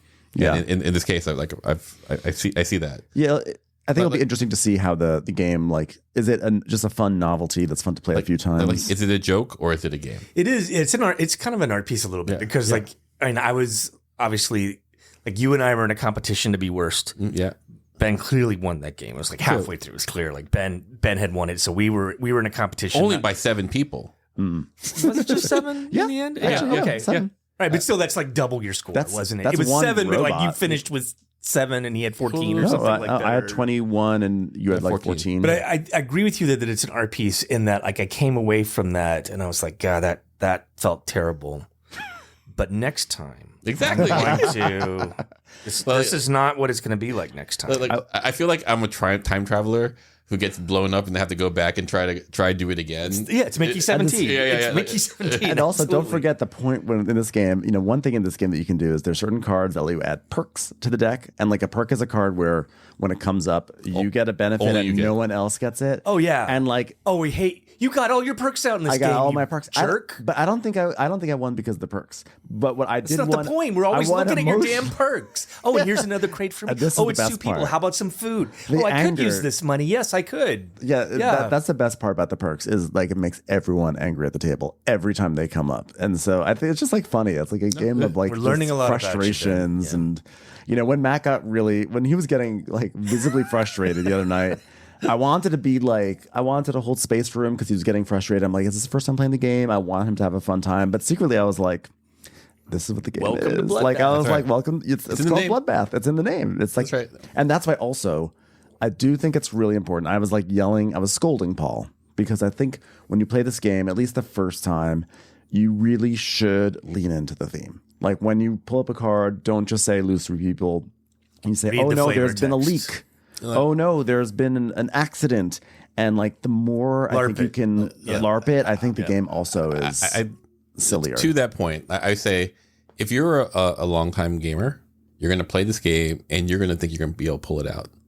You have no, it's in your DNA, it's in your wiring that you're like, oh, well, like I'm on the down, but I have these cards in my hand. I'm going to be able to like, I'm going to uninflection. Like you're probably not. And to that extent, when you realize that, you're not ready to read flavor text. You're like you're in your feelings. You're drowning, and you go like you lose 3 people. No, Paul, it's a leak. It's an explosion. You go like I don't care. I'm tearing down my dome here. I think if people are interested in this, but they want something meatier, I think Evacuation's a really sure. It's an excellent game that in terms of like you start with an engine, you actually just start the engine's there, and then you have to dismantle it, but you get to build it back up again. Exactly. However, that game is unforgiving, and if you mess up in the dismantling part, you will be haunted by your errors for the rest of the game. So it's definitely that's a tough game. It's serious. And there are a lot of people who don't like that game because they actually felt like it was work, because it's one of those games where like if your engine if things are working for you, it's great, and things are not working. Like the promise of if I can get over this hump, then I have the momentum as I'm now rebuilding my new exactly colony. It's and a like phenomenal game. This game. It's just like how high can I go up the ramp? Before you crash. Before I start falling back. I know someone who is a champion at, I think it's called like Snowcross or something, and it's a game that it's a sport that's played in Minnesota or places like Minnesota, where you get on a snowmobile and everyone revs up and then goes up a slope, and they try to go as high as possible before they slide back down. And that's what this game is. It's just like you get on your snowmobile and you try to time it and accelerate and do all the things you can do and get up that slope. And like sometimes you see this in like with dune buggies or something like that. It's like sometimes it's set up so you can actually get over that edge and like you made it. This is the infinite slope. It's just a question of how high you go up the slope. I think this is, I would not be surprised this is a game that kind of like winds up in Target or something. Like I could see it having a mass appeal. It's like a fun, jokey thing. And there'll be, if it's ended up in Target, there's going to be homicides, No, people are going to kill each other playing this game. I don't know. It'd be interesting. It is in that category like diplomacy of like, this is going to generate some bad feels. I was watching this. You were too far away from your first game, my friend. Yeah. I was watching this thing where it said like how people put a lot of like that they ignore the benefits they get versus like the earn things. So like the negative feelings you affect stick with you much longer than the positives. Well, actually, yes, but in this case, like what they did, some researchers like they played Monopoly. They through a coin flip, they doubled people's you get to roll both dice, you get $200 extra, and the other people had their regular thing, and obviously the regular people just lost. Very badly. But what happened is that the people who won the coin toss, when asked, hey, how did you win? They would rarely say, it's because of coin cost. It's completely unfair. And I feel like this game really kind of gives you that in a way that like makes you go like, oh, I must be blessed because I don't see any problem with the inflection. Like Ben clearly played the game much more skillfully. Before that, like I have played this game 3 times with Ben. And in each time, like, I go like... There is skill. Yeah. And in a way where I go like, am I really doing something wrong? Because it's not that hard, as far as like, oh, here's your, like, get some food, blah, blah. It's not that hard. Like, how is it that Ben is always doing so well? And the answer is, he's a better person than me. It's a merit-based game. I forgot to mention. That's right. You have to fulfill an evaluation. Yeah. Well, it actually reminds me of when we played Land and Freedom, and how like that's a game where you pull chits out of a bag to determine if you're going to score. So it feels like it's all up to luck, and yet when I played it, I've always had the same outcome, and it's like there's. Of losing. I hate you so much. Oh, you're losing. Okay, now I like that one. You I'm always losing in the same way, and so it's kind of like. There's more than meets the eye. Yeah, 100%. I will say, so in my last 3 games, I think with my engines, I focused on anything that gave me people. Yeah, no. Is that what you guys did too? Yeah. Except my cards, my cards. Like other cards this game's not going to be fair. Playing time's not going to be fair. If you get like the cards you get at the beginning determines a lot of your options. I was wondering, because some things are like they'll give you extra money or extra. I'm going to tell you exactly my thought process, Ben. Like after I lost the first game and I left home, left your place and pat myself back, I didn't yell at Ben. It's okay. Like it's just a game. Well, you're going to do better next time. And I'm going to do better next time. I go, the way I'm going to do better next time is I'm going to repeat exactly what Ben did. Like, I like, it's not so hard that I can't repeat that, except for the fact that when, we play it again, like, hey, I don't get those cards that he had. I can't repeat it, and then I go like, well, he didn't get the same cards. He still has that food engine. How's he doing that? And then here, this is amazing. I had a kale farm. And here, and today, I go like, I'm going. You know what? I'm going to get food. I'm going to get people. That's what I'm focus on. Dagnabbit, here's this damn mine again. These damn mines. And like I had completely different cards. And Ben again had like a bunch of like not food cards. I could have collected so many crates in this game that did nothing. Exactly. Like I had all the get this crate. I had nothing that said use this crate to do blah blah. How did you not have anything that used the crate? Because you apparently had. I didn't.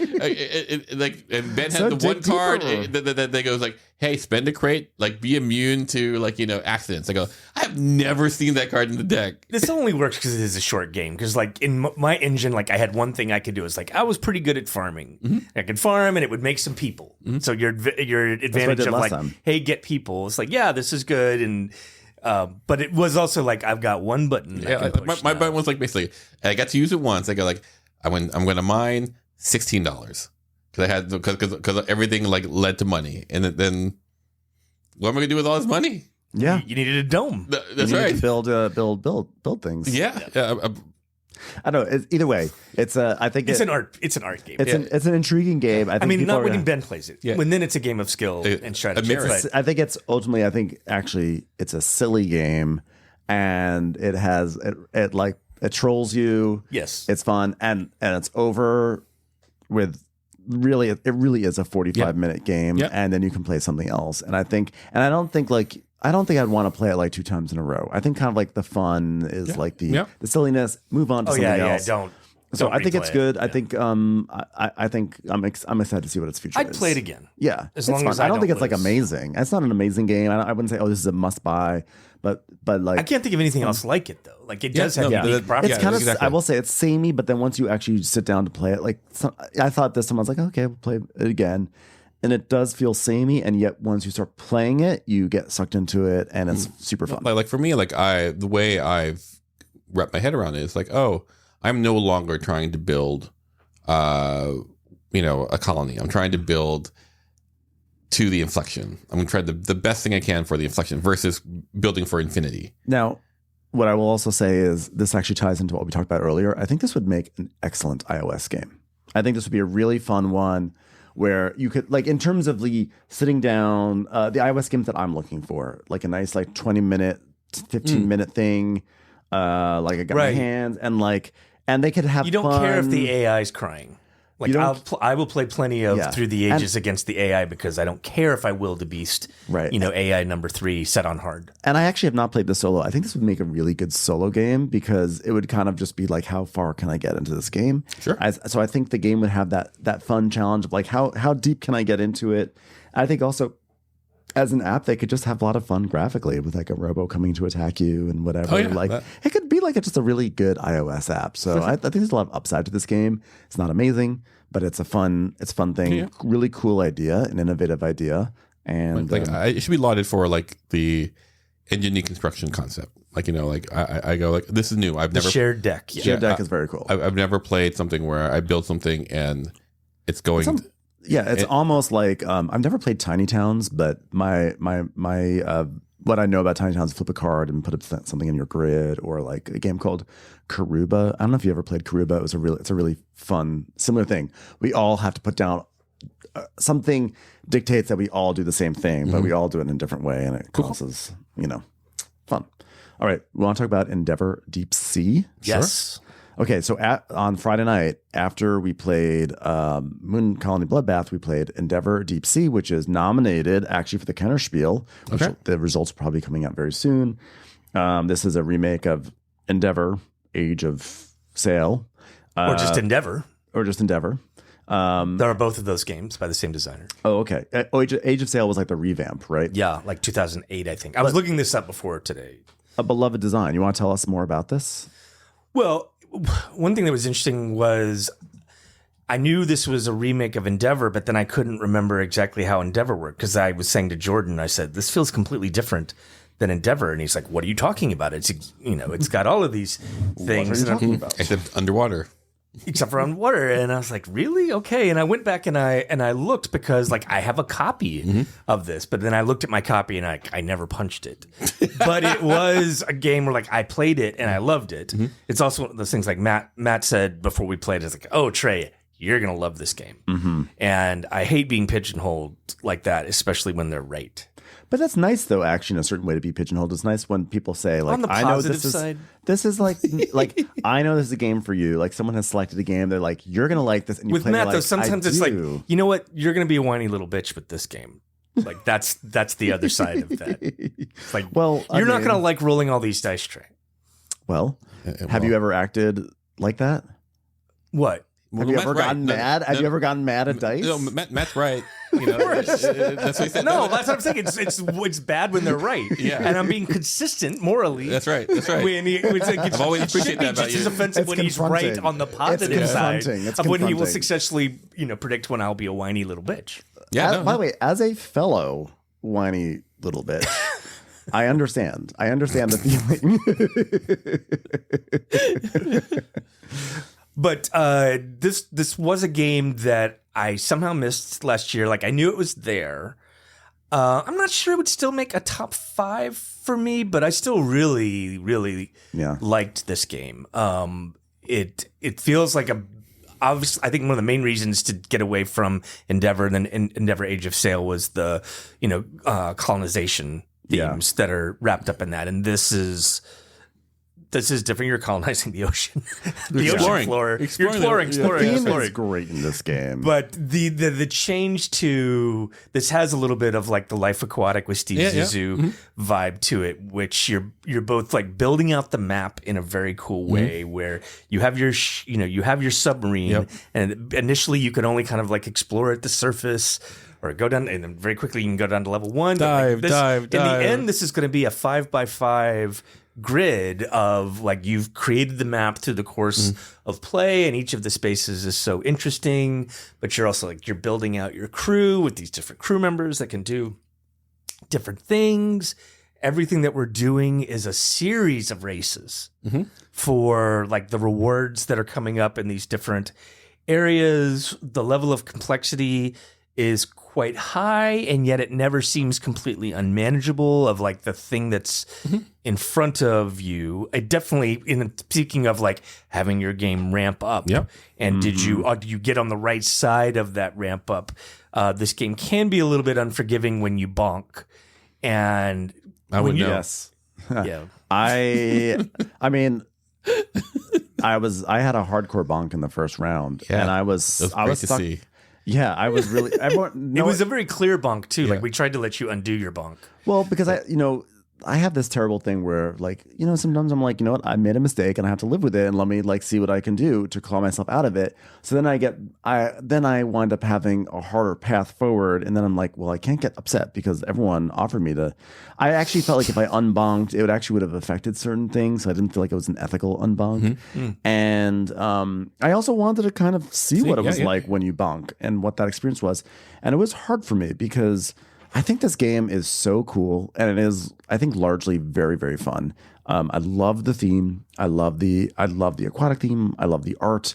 But like one central element of the gameplay is that these experts that you hire a new expert every round, and a lot of those experts give you actions. Like almost everything you're going to be doing is by activating an expert, and but you better have the disc economy to use them. So the thing is, like, you have to activate an expert, you have to put a disc on them. So you have to have the discs for that. But then you also, at the top of the round, you have to be able to remove the disc from that worker to be able to open up a new use action. that space again.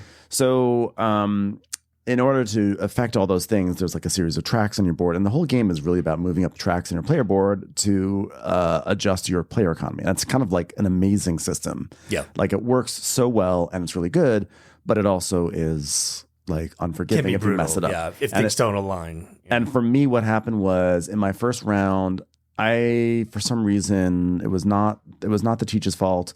I just messed up a rule, and so I spent my entire first round basically just moving around, right? Yeah. I got like two small things. I got like a disc, and I moved up one track, and so then it was a wasted round, and so I was kind of behind the eight ball for a long time. You were behind the curve, yeah. I did not have actions. As a long story short, I didn't have actions, and so the few actions I did have every round was just to sort of do something very quick and simple, and everyone else had tons of actions. And that was hard because I had to wait a very long time. And we played 5 players. We played 5 players too.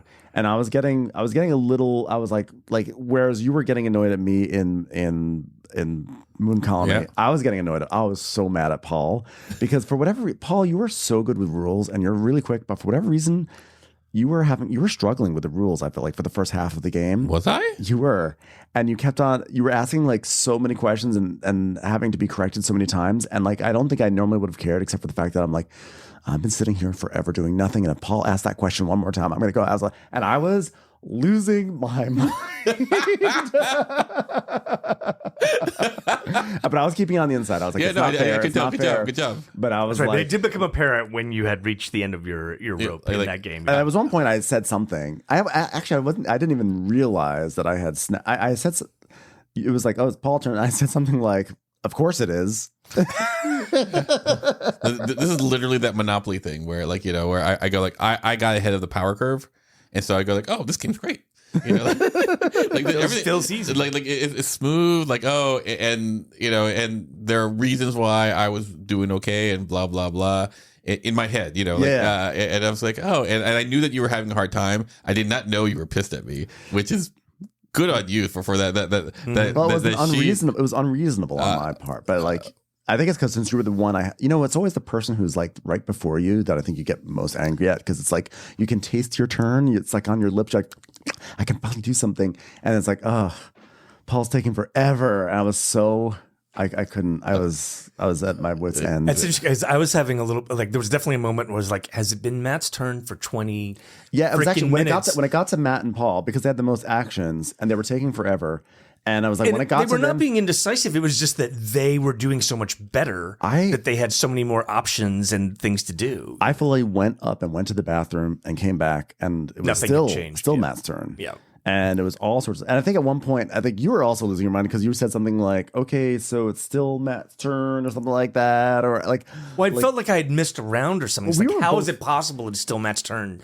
20 minutes has passed. It was like a lot of stuff. And also like you guys were just like, do all this stuff because you had more actions. It's definitely sort of game. Like the more actions you have, the more stuff you can do. And it builds and builds. Yeah, so people should, when you're behind, you're like, and it's also represented on the board where, because Matt and Paul are, Paul, meanwhile, can dive to level 5, the deepest, darkest dungeon of the map, and I'm meanwhile having my like 2 little subs, and I'm still exploring like the Level coral island. You know, I feel like I should have like a little plastic pail and shovel of my game, and meanwhile he's interacting with the most interesting parts of the game. Or like you sometimes there's certain things that you really have to work hard to like do. It's like, oh, I want to journal over there, so I've got to move over there, and then I've got to get enough like research points to be able to journal, and then finally I've got to be able to journal, and then on top of that there has to be a card that matches the journal spot that's there, and hopefully that doesn't change by the time it gets to me, and you finally line everything up, and then someone just like snakes it, takes it, and it's like that's the nature of the game, and that's where the interaction comes from, which is good.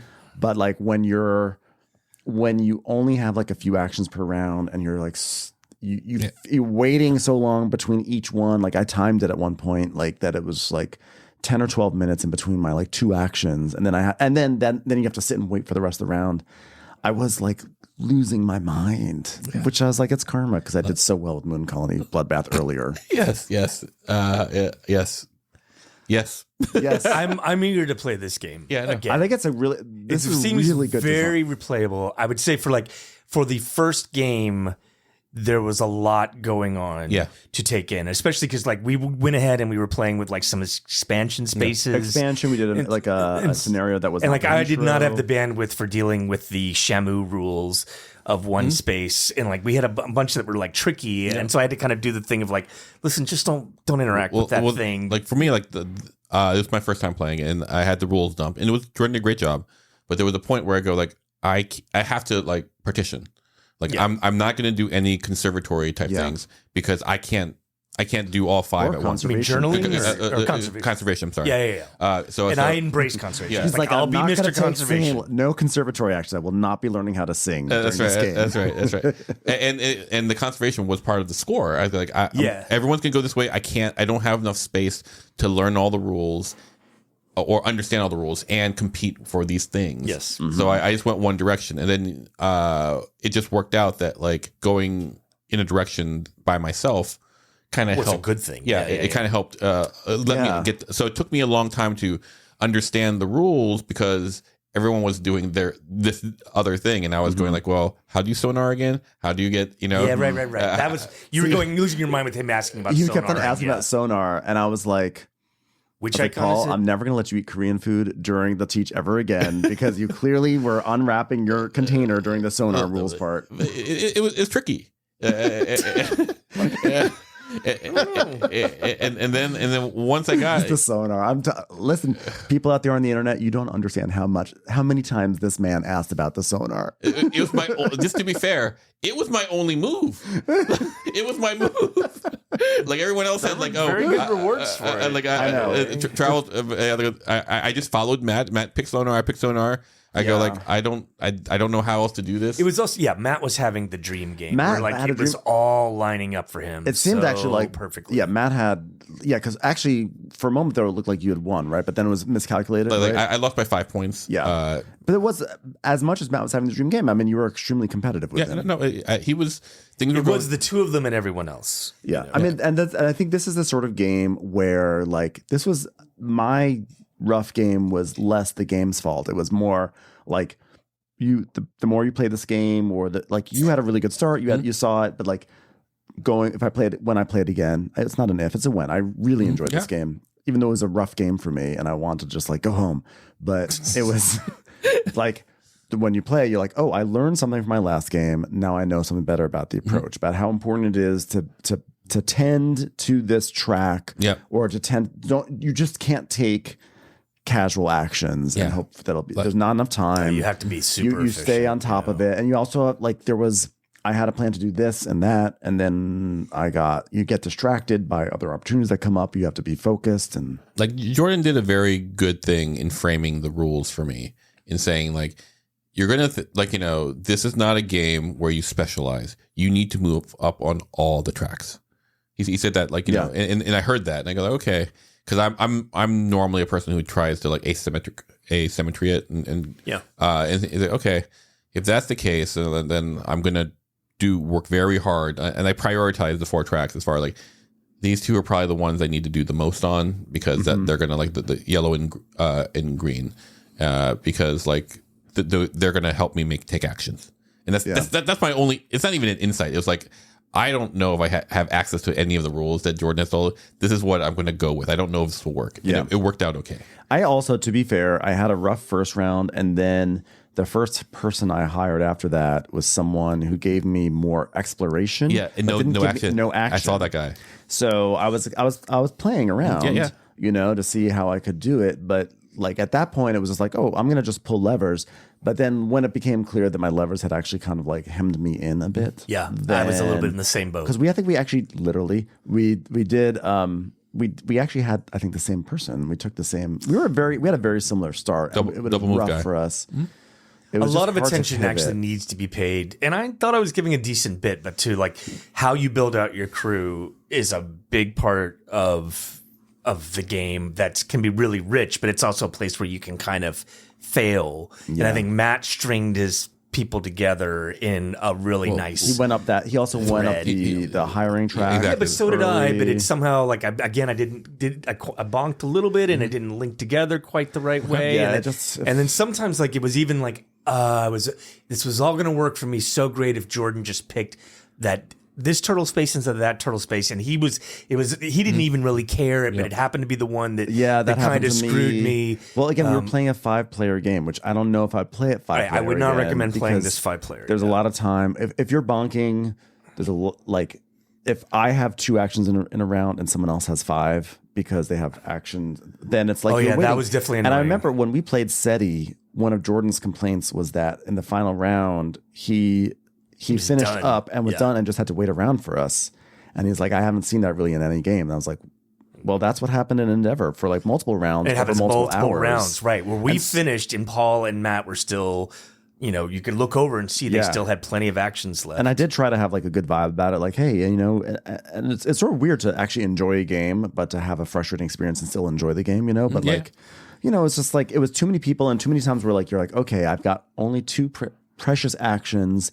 And oh no, the card that I was building towards was taken, the spot was taken, and those are risks, but like it's just sort of, you're like, okay, let's just. This game can be unforgiving. Let's just try to go forward. I'm not gonna lie, like it really heartens me to hear that you were pissed off at me. I was really pissed. I was like afterwards, I literally thought, I was like, I wonder if I should call Paul and talk to him about the fact that I was like, I think that maybe he was distracted when he was eating that food during the teach, that he wasn't able to get the rules down, and maybe I should tell him not to do that again because he really slowed down this game. I was like, and then the next day I woke up and I didn't really feel that way, but that night I felt like I felt Paul was almost going on your list. No, he would never go on my list. But I was naughty list. I was just like, oh my god, like I was like, he was out of control, slow tonight. Because like I feel good because like. I've had those thoughts about Bloodbath with you, where I'm going like, I need to talk to him. I'm going like, I don't know if he's being smug, but I am not okay right now. And with Bloodbath, I did not pick up with Bloodbath that you were in a state. Yeah. The first time we played it, I noticed you didn't. I thought you weren't having fun. Mm-hmm. But I thought you just weren't enjoying the game. Oh. I wasn't sure. I didn't think it was anything. It's you. It was me. It is the fact. Like it took an adjustment to see what this was. I didn't know what it was going to be. Right. Yeah. So because like if you go, oh, I'm just falling now. I'm falling. Oh, there's the floor. It's coming to me. Oh, Luca hit it first. But like and just in that game, you were still growing up the power curve. I'm going like, what the fuck? And then you're just like, oh, like I gotta lose 2 guys because I don't have a crate. And like I'm tearing down like buildings of 20 people. Yeah. And so I was going like, Paul, you gotta calm the fuck down. You have to calm down because this is literally a game called Bloodbath.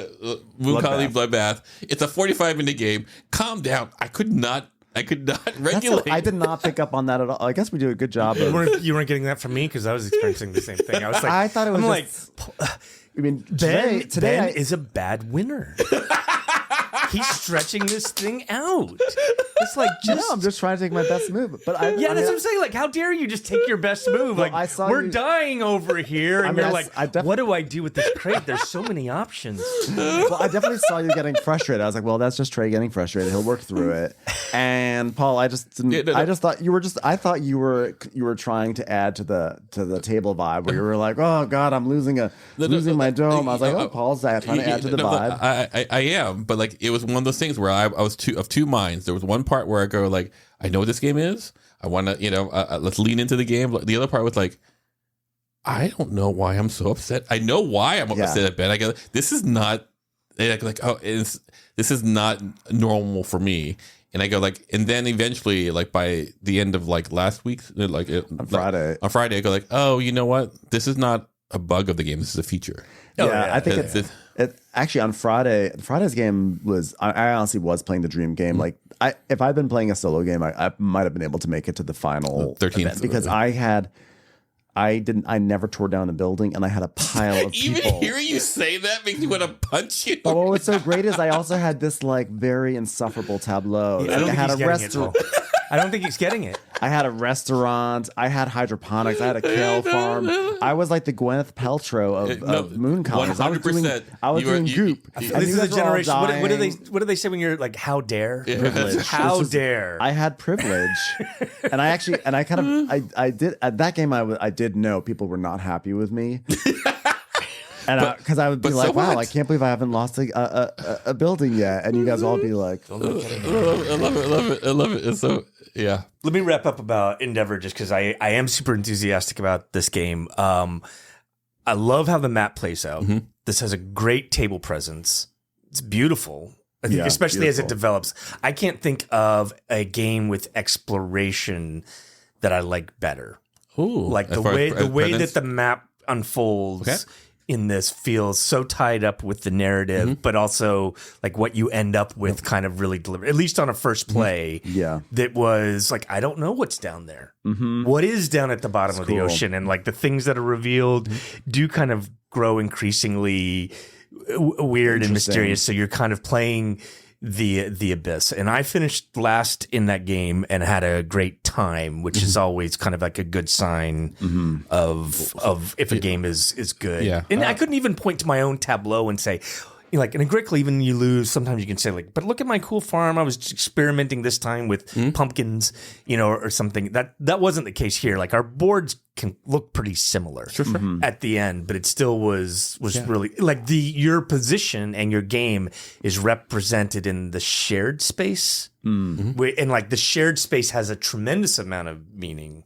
Yeah. So like if I remember my old criticism of FAM, where like the stuff that happens on the board in FAM doesn't really mean anything. Like stuff's happening, but like you can't look at the board and be like, oh wow, Paul really crushed it in his river placement, or like that's not that kind of game. Whereas you could look at the end and you could see, you're like, Paul did a lot of good sonaring. I'm glad he asked those questions. But like he has he's got a big presence down at the bottom of the map, which is one of the 3 things that is being rewarded. Whereas Trey's up here playing with the turtles and like the surface layers. And like that is the story of the game. I found I did not have a great time playing it because it was very challenging and it was slow. And unlike Moon Colony Bloodbath, this one went for like 4 hours. We played, or 3 hours. We started like 9. No, we started like 8:30 and we ended at like 12:30. Yeah, so it was a 4-hour game, and so there was a lot of bad downtime for a 5-player game. I know, but like when like I was, we were waiting too long. It was like waiting too long, and I was in the mud, and so it was like the first half I was all right, but the second half I was starting to get like irritated, and I don't like when that happens, especially like I don't like when I can't just be like, well, this is just what the game was, and I tried to be like pretty chill, and I wasn't really like in a you were bad mood. You it was were just not more like visible. It was not. I was just kind of like, okay, it was not visible until it was.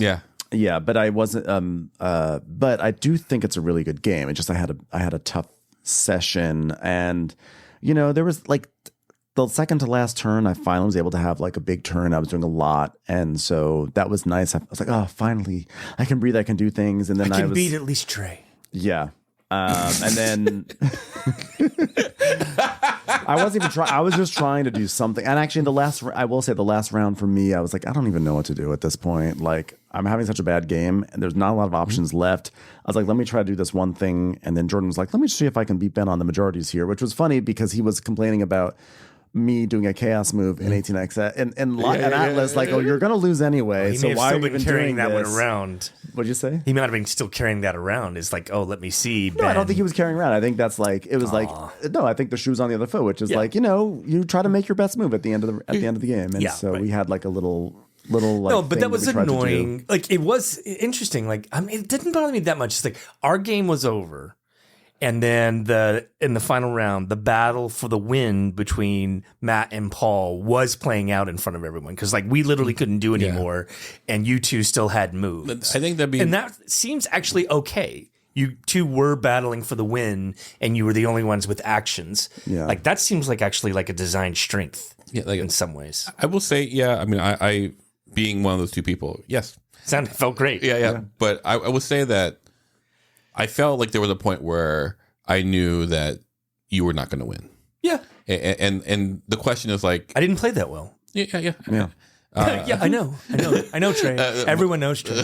But it was one of those things where, like, did that happen too soon? Like, is this one of those things where... Because it is, like, at a 5-player, like, you were trapped for, you know, a certain amount of time. Well, yeah, you kind of bonked on my engine a little bit. I was fine with it. Yeah.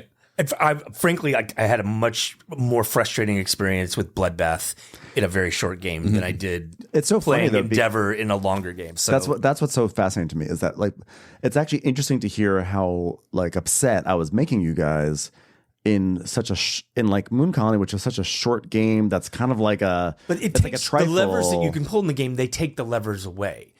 I was out of it in Endeavor, but I still was. You're learning stuff. If I'm playing a racing game, I'm still putting, you know, I'm moving through the gears in my car. I'm taking turns. You're driving. Right. You guys are playing for the win up there, but I'm still engaging with the track and doing my stuff. And I came in last, but I was understanding You're able the to game. Engage. Yeah, and like it was also delicious how the game a lot of times be like, I don't really know what I'm going to do, but then Paul would explore. It's like, hey, so here's this new dolphin space. I can play with the dolphin space, you know, or whatever. You know, like there was a lot of that of like, you didn't have to necessarily have a complete plan for yourself. Sure. Other people were creating opportunities. That was exciting. So I don't know. I really liked it. I personally think it was great in the sense that everything you said, like, you know, it's beautiful. It's the board is organic in a way that I was like, oh, I feel. It does feel like Steve Zissou. Yeah, Life Aquatic with Steve Zissou. Yeah, like where I want a little red beanie to play. It like there's a gentleness about it, and the artwork is excellent for what it's trying to do. Yeah, very evocative. And so, aside from, like, you know, perhaps that one bit where if you are not on the right side of the power curve, like I think.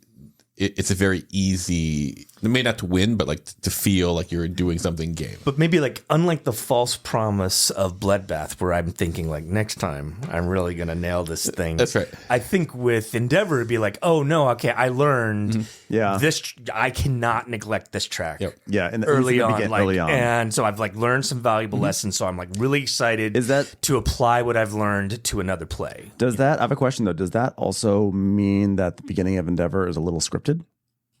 I don't know about it's that. Like it's like oh, if you like, yes, you have all these tracks, but you really only have these are the two tracks you really need to focus on. With my one game, I would say it is a little bit scripted for the sheer fact that everyone gets to pick one of three people. Everyone has those same one of three. So it's going to go. It's going to go in base level crew member. Yeah. It's going to go in a direction, but I would say it's scripted in the same way that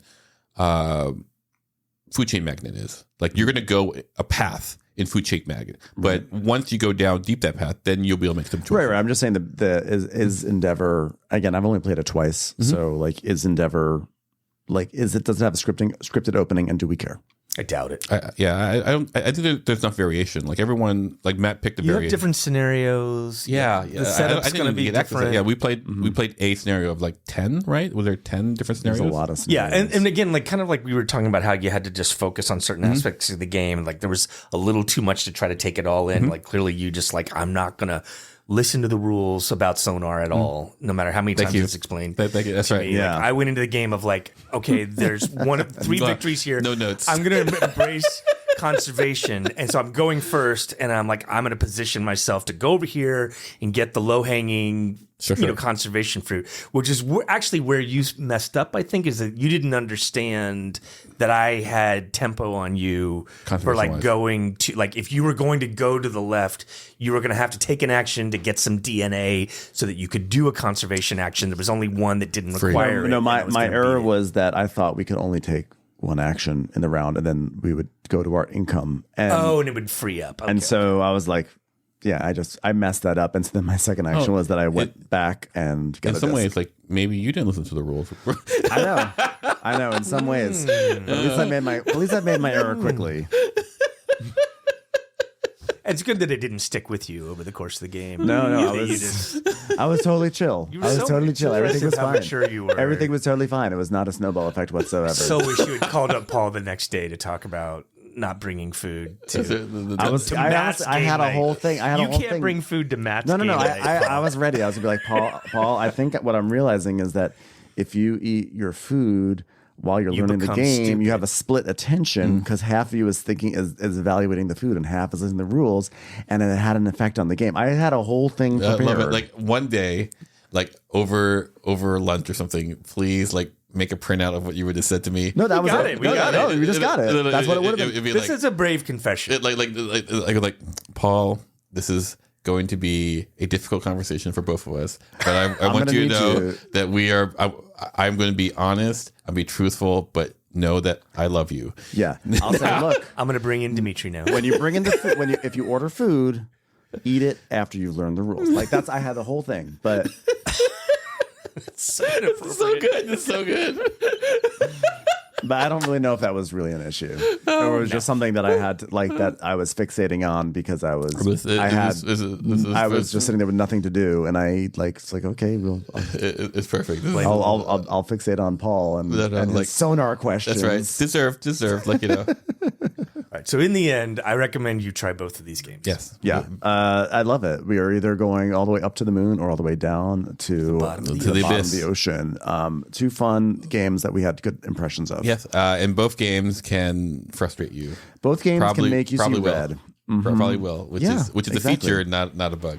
Yes, exactly. Well, everyone, you've been listening to Game Brain, produced and edited by Matthew Robinson, Tom Donnelly, Trey Alsop, and Ben Mandelker. Special thanks to Daedalus for our incredible music. More on Daedalus at GameBrainPod.com. And thanks to Edamar Peleg for incredible graphics. Be sure to check him out on Instagram at Kurbaloni or on his website, kurbaloni.com. You can reach us by email at contact@GameBrainPod.com. Thanks for listening, and go play some games with friends or make some friends with games. Bloop, bloop, bloop, bloop, bloop. That was my underwater sound.